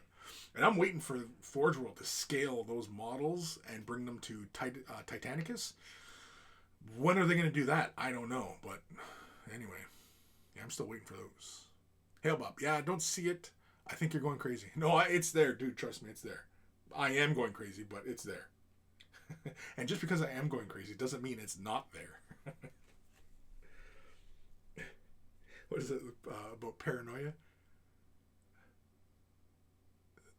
Just because you think people are out to get you doesn't mean they actually aren't. Something like that. I can't remember how the actual quote goes, but anyway.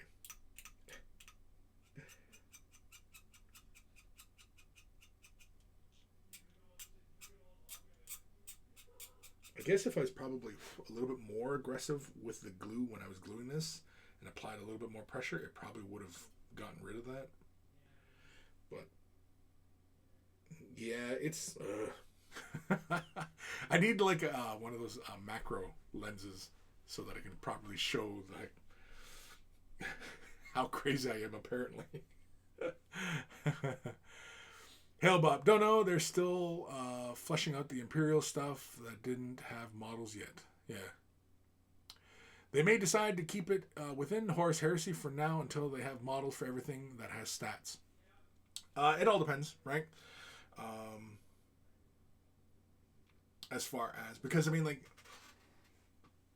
before we had gigantic models, Titanicus and Space Marine were, epic, the epic scale.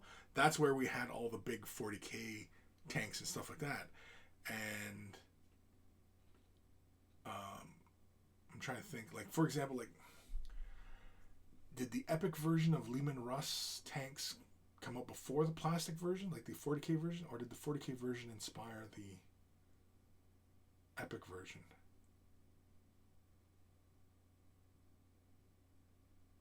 Because the early iteration of Imperial Guard tanks, the Imperial Guard were still using Rhinos and Land Raiders. So the Imperial faction might have just had those, and in fact, when Imperial Guard became more flushed out in 2nd edition, that's when the Lehman Russ came out, and then when Epic got redone as Epic 40k? Yeah. And then that's when the Lehman Russ came out, when they had little pewter models. I don't think, but like back when it was Space Marine and Titanicus, I don't think Imperial Guard had Lehman Russes. I think they were still using Rhino, because back in Rogue Trader in the early days of 40k, like, everybody had Land Raiders and Rhinos. That was the Imperial vehicles. But like even like Eldar Falcons didn't look like the Eldar aesthetic for vehicles wasn't the same as it is today. It was a very different aesthetic. But the Eldar troops, the aesthetic for those was still the same, which was kind of weird, but the language didn't translate over to vehicles until much later. Hail Bob, if they want to keep Titanicus alive and fresh releases, they're going to have to expand. Definitely. Because they're running out of Imperial stuff to release. Well, it's Imperial stuff, and it all looks the frickin' same, right? I'll go on another rant if you want, but yeah, they definitely need to bring the Orcs in, and they need to bring in the Eldar. They need to bring in the villains. And I mean, when Titanicus first came out, it was just the Titans, the Beetleback Titans, and it was the Horus Heresy, and it was the Civil War, right? Because they were going to tell that story of the Civil War, and but to keep the game itself interesting, you need other factions, right? Otherwise, yeah, it becomes very stale. And that little bit of coffee was cold. Oh. Ugh. Anyway. But yeah, they definitely need to bring more villains into the game. Because, yeah, it will get very stale. And that's what I'm waiting for. Because I want little epic versions of the Titans. I mean, I have the old epic Eldar Titan. I'd like to get more. But, yeah. Kevin Cabal! I actually have pretty much untouched first edition Adeptus Titanicus box. I should paint them. You should. Totally. Do it. They're fun. I still have a sprue of the Titans around somewhere. I had the game, or I had the models, but I didn't have the game. And I never played Titanicus way back in the day, and it wasn't until like I played with Ash like a year or two ago that I actually got to play the actual game itself. And I enjoyed it. I had fun, you know. But yeah. It's kind of deceiving, this little seam here where, yeah. See how it's raised? But there's a seam line there. So I got to be careful not to knock this edge down. I just got to take care of this little edge right in this section here. But that's where the seam line follows, but it's elevated just like the part back here. So this part, this area is flush, but I can't knock this down. Anyway, I'm just talking out aloud, and, you know, if I mess it up, then you'll hear a lot of cursing.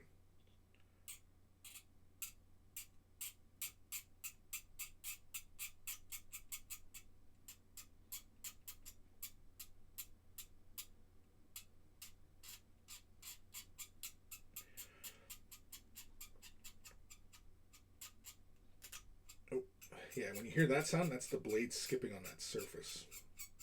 It's going to cause that little issue. Yeah, you can see it too. Frick. But yeah, you can knock that seam line right down. So now we'll come in and we'll sand up this stuff.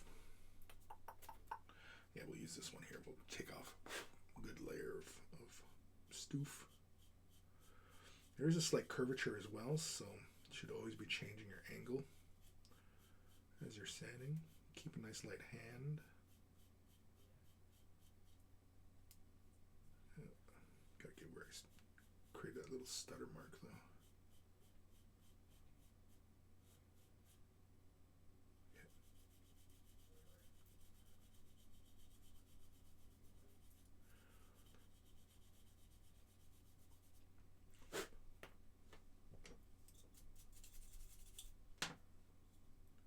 There we go.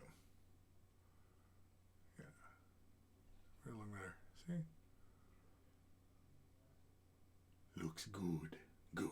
Good. We'll come in with a bit finer. Just to smooth that out. Sorry. I always got to feel which side is the more coarse side.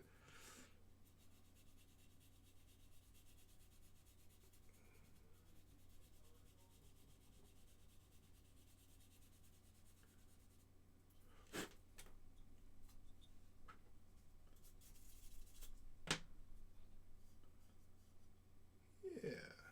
There we go. Not too bad. So now I just got to do all this side here.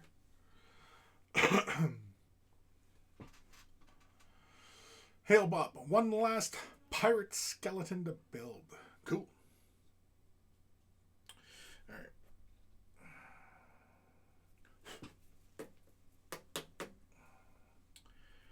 Start sanding this. The nice thing about these little sanding sticks too is because they got some flex to them, so you can do kind of slight curvatures and such.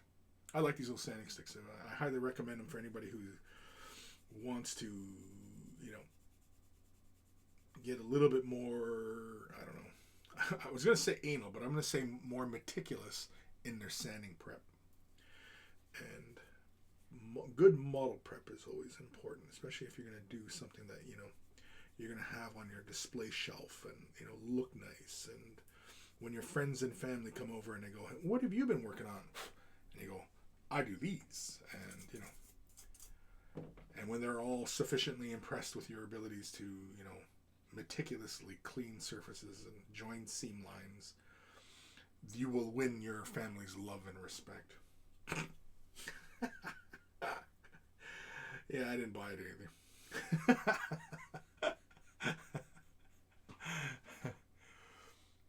Old Seed 82. Fastidious. Fastidious?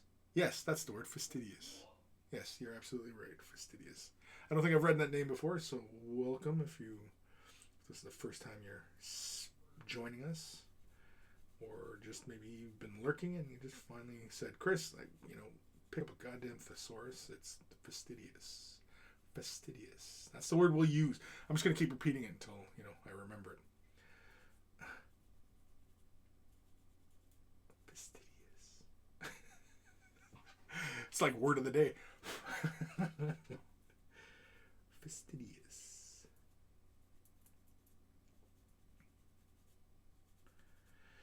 So I just use this slightly coarser sanding stick just to kind of, pull a lot of majority of the material off. And then I come in with the finer to smooth it out.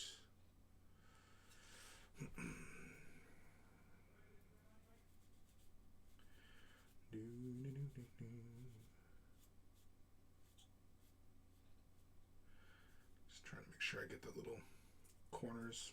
Trying to get very as close as possible so that I don't have to do anything extra. Yeah.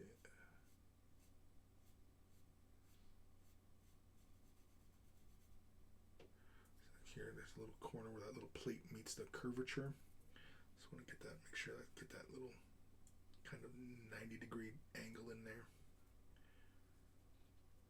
That's the other nice thing about using these little sticks is that they come to right angles, so you can get those little corners and things like that. And just gotta do very carefully. Take your time. Don't be in a big rush. Don't be like Chris and be in a big rush to do it. Because that's when you rush, that's when accidents occur. There we go. I don't know if you guys can see that or not, but that's great. What time we at here? Holy cramoles! It's almost 2 hours.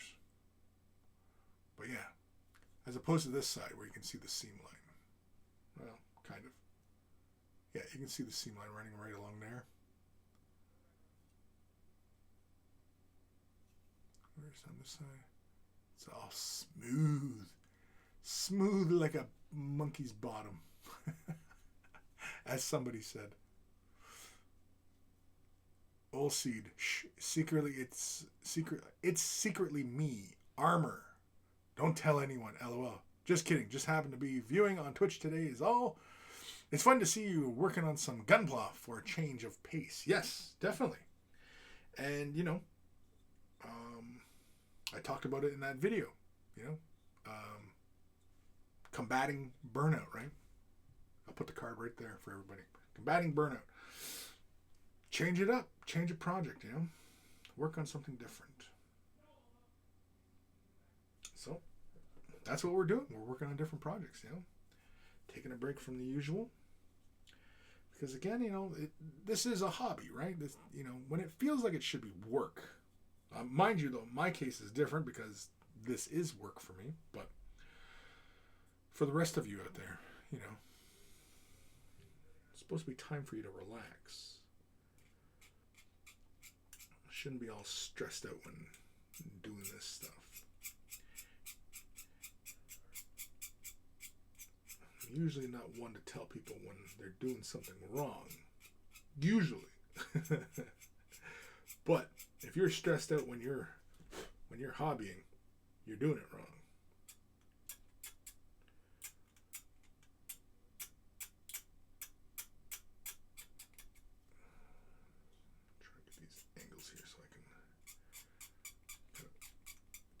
Material off. Get that nice and close to that seam. Just like that. Yeah. After all these cleaning sessions too, my work area is just like filthy with plastic debris.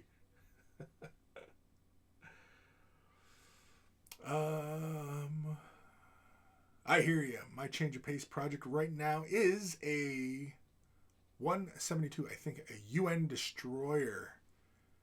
Shimakaze?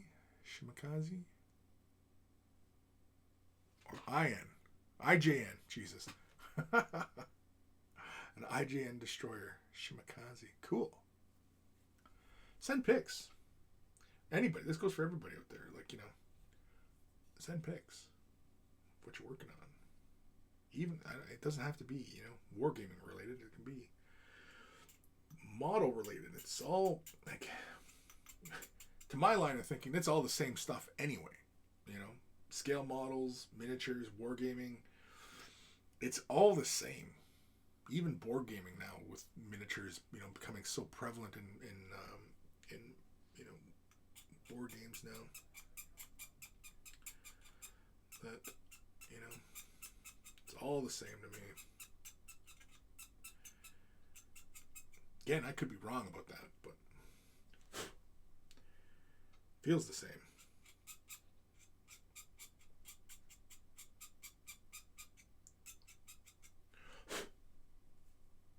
Because it's the same damn paints we use to apply them to these surfaces. Even gunpla, right? Gunpla is scale modeling, right? Like these models, they have a scale. This is a 1/48 scale, right? So there's scales to this, so it's scale modeling.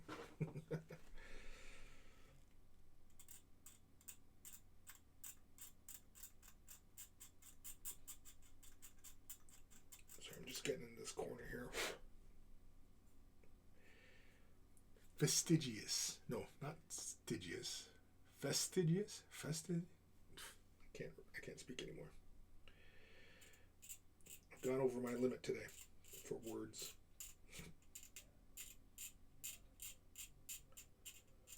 I'm just getting the top of this little panel line here. There's the panel. So basically with the blade, all I do is I just take off the majority of the material and come in with the sanders. Try to be careful. Ugh. You can hear that stuttering around on that surface. This blade must be getting dull. You should always use a fresh shop blade.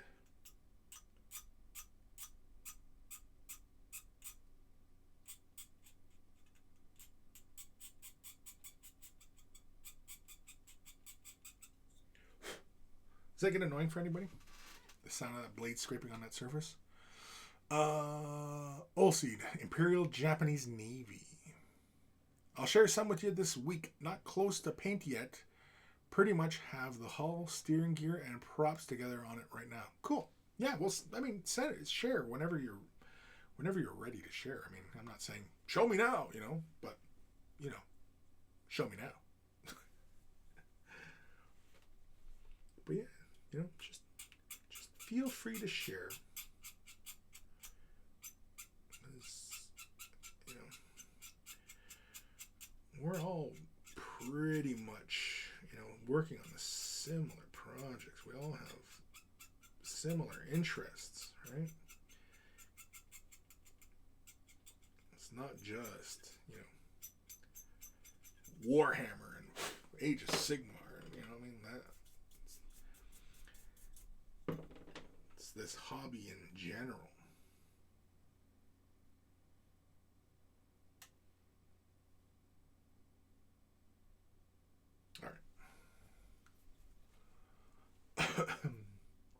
It's sandy time.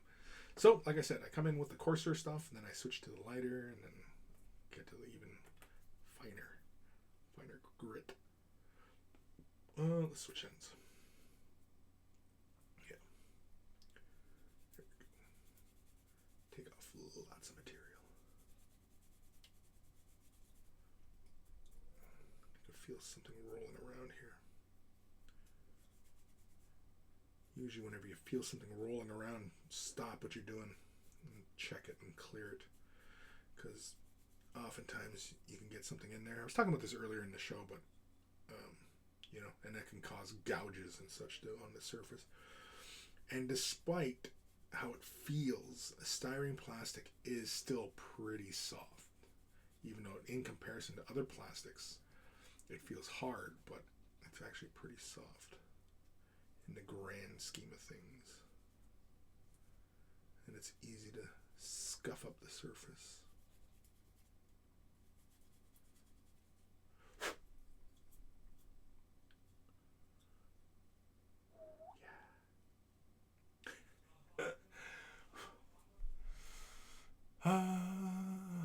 Olseed, it's good to explore the hobby world. Yes, definitely.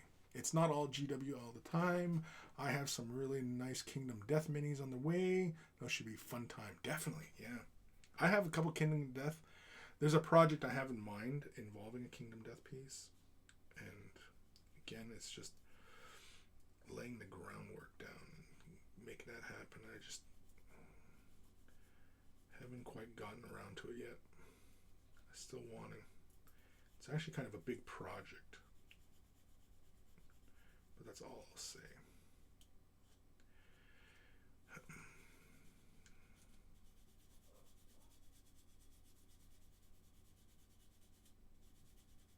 I've talked about it a few times with a few of the monkeys. Or, well, one or two of the monkeys, I should say. Not all of them.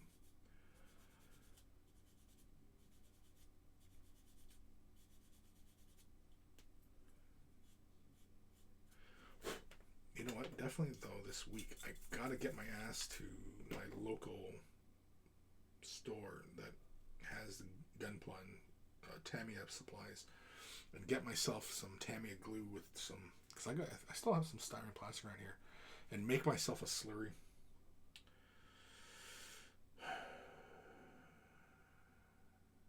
Oh, did I? Yeah, there's a freaking nub right there too. Ah, it's not that bad. We'll see. I have the solution to all our hobby problems: cloning. It worked in that one movie, kinda. Oh, the one with Michael Keaton, where he has all the clones. Is that the one you're talking about? I remember that movie. Yeah. But then, with all the clones, though, you know, would it be like that movie, or would it be like that episode of The Simpsons where Homer makes the clones of himself, and then the clones are cloning themselves, and it becomes this whole crazy situation of clones? I think it's probably somewhere in between that and the Homer thing. But yeah.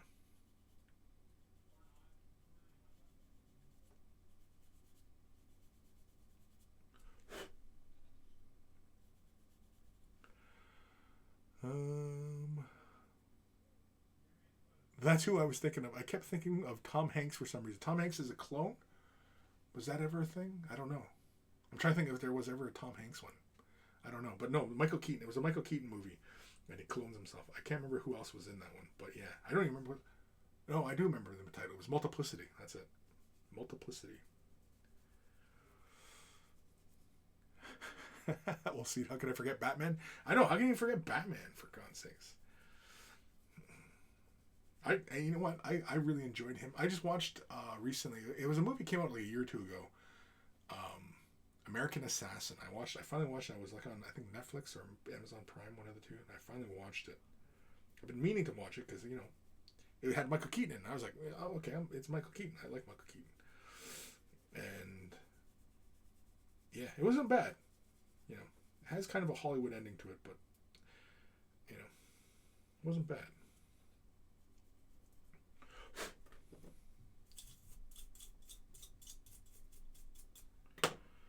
I'm not a big fan of the Hollywood ending.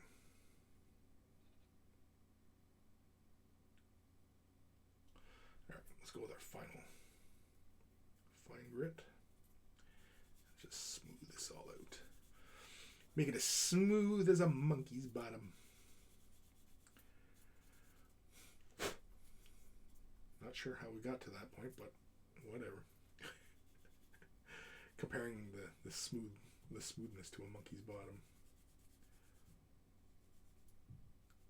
Was it me that said it, or was it somebody else that said it? I think it was somebody else that said it. Why would I say a monkey's bottom? It's confounding me. I am confounded. All right. I am very happy with how that all smoothed out. I don't know if you guys can see that enough. Actually, you know what? Here, I'm gonna show you guys nice and proper here. Now, nice and smooth that is. It's so smooth that if I went in with another finer grit, we could probably bring it back to the plastic shine. You know. Which one here? Let's change focus like that. Let's change exposure. Yeah, let's come down like that. Yeah. There's a bit of a dark line. That's just because of the damn LED lights. But yeah. See that seam line? It's all gone. It's pretty. There we go. So, let's see if I can get that little spot on the helmet here. Where is it? See if I can get the light. There you can see it. See, I'm not crazy. Where's the focus? See the little spot right there? That's a hole. I was a little overly aggressive with when I was cleaning the model, and so I pinched that little area and it made that little dimple in there. That's where that's from. It was where the sprue frame connected up to the part. Yeah. See, I'm not crazy. There's a goddamn dimple right there. See? Gunpla. See, I want to preserve those clear eyes. I like that. When I was doing this, I was almost like, oh, should I light that up? But next time. Next time. Let's turn the exposure back up a bit. Just get rid of those lines. Anywho, what time are we at here? Holy cramoles, we're over 2 hours. No other comments from anybody? No? Are we done? I think we're done, right? We're done. We got some work done today with some more sanding on this gunpla. I didn't get to the sanding of the feet. Oh, I didn't show the feet. Where am I? Here we go. Yeah, I didn't get to because I put that putty down on that surface. I mean, I could probably leave it till next week and we continue our work on sanding this guy. Or maybe I'll do it off camera. I don't know. I don't think it really matters because, I mean, it's just going to be sanding that down and then just making sure that mold line's gone. Or seam line, I should say, not mold line.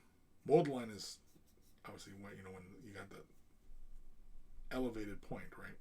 Seam line, mold line, two different things. Alrighty, I think we're done. I'm going to go get something to eat. I'll talk at you folks later. Thank you for joining me, for everybody tuned in. And yeah. We'll see. Take it easy, Chris, and chat. We'll remind myself to get some pics out to you this weekend for the mailbag. Yes, please do. Please do. And of course, if you have questions, I usually answer questions normally. This is usually just me working on crap. But if you have questions, hobby-related questions, painting, miniatures, gaming, whatever, send me an email. chris@wayofthebrush.com.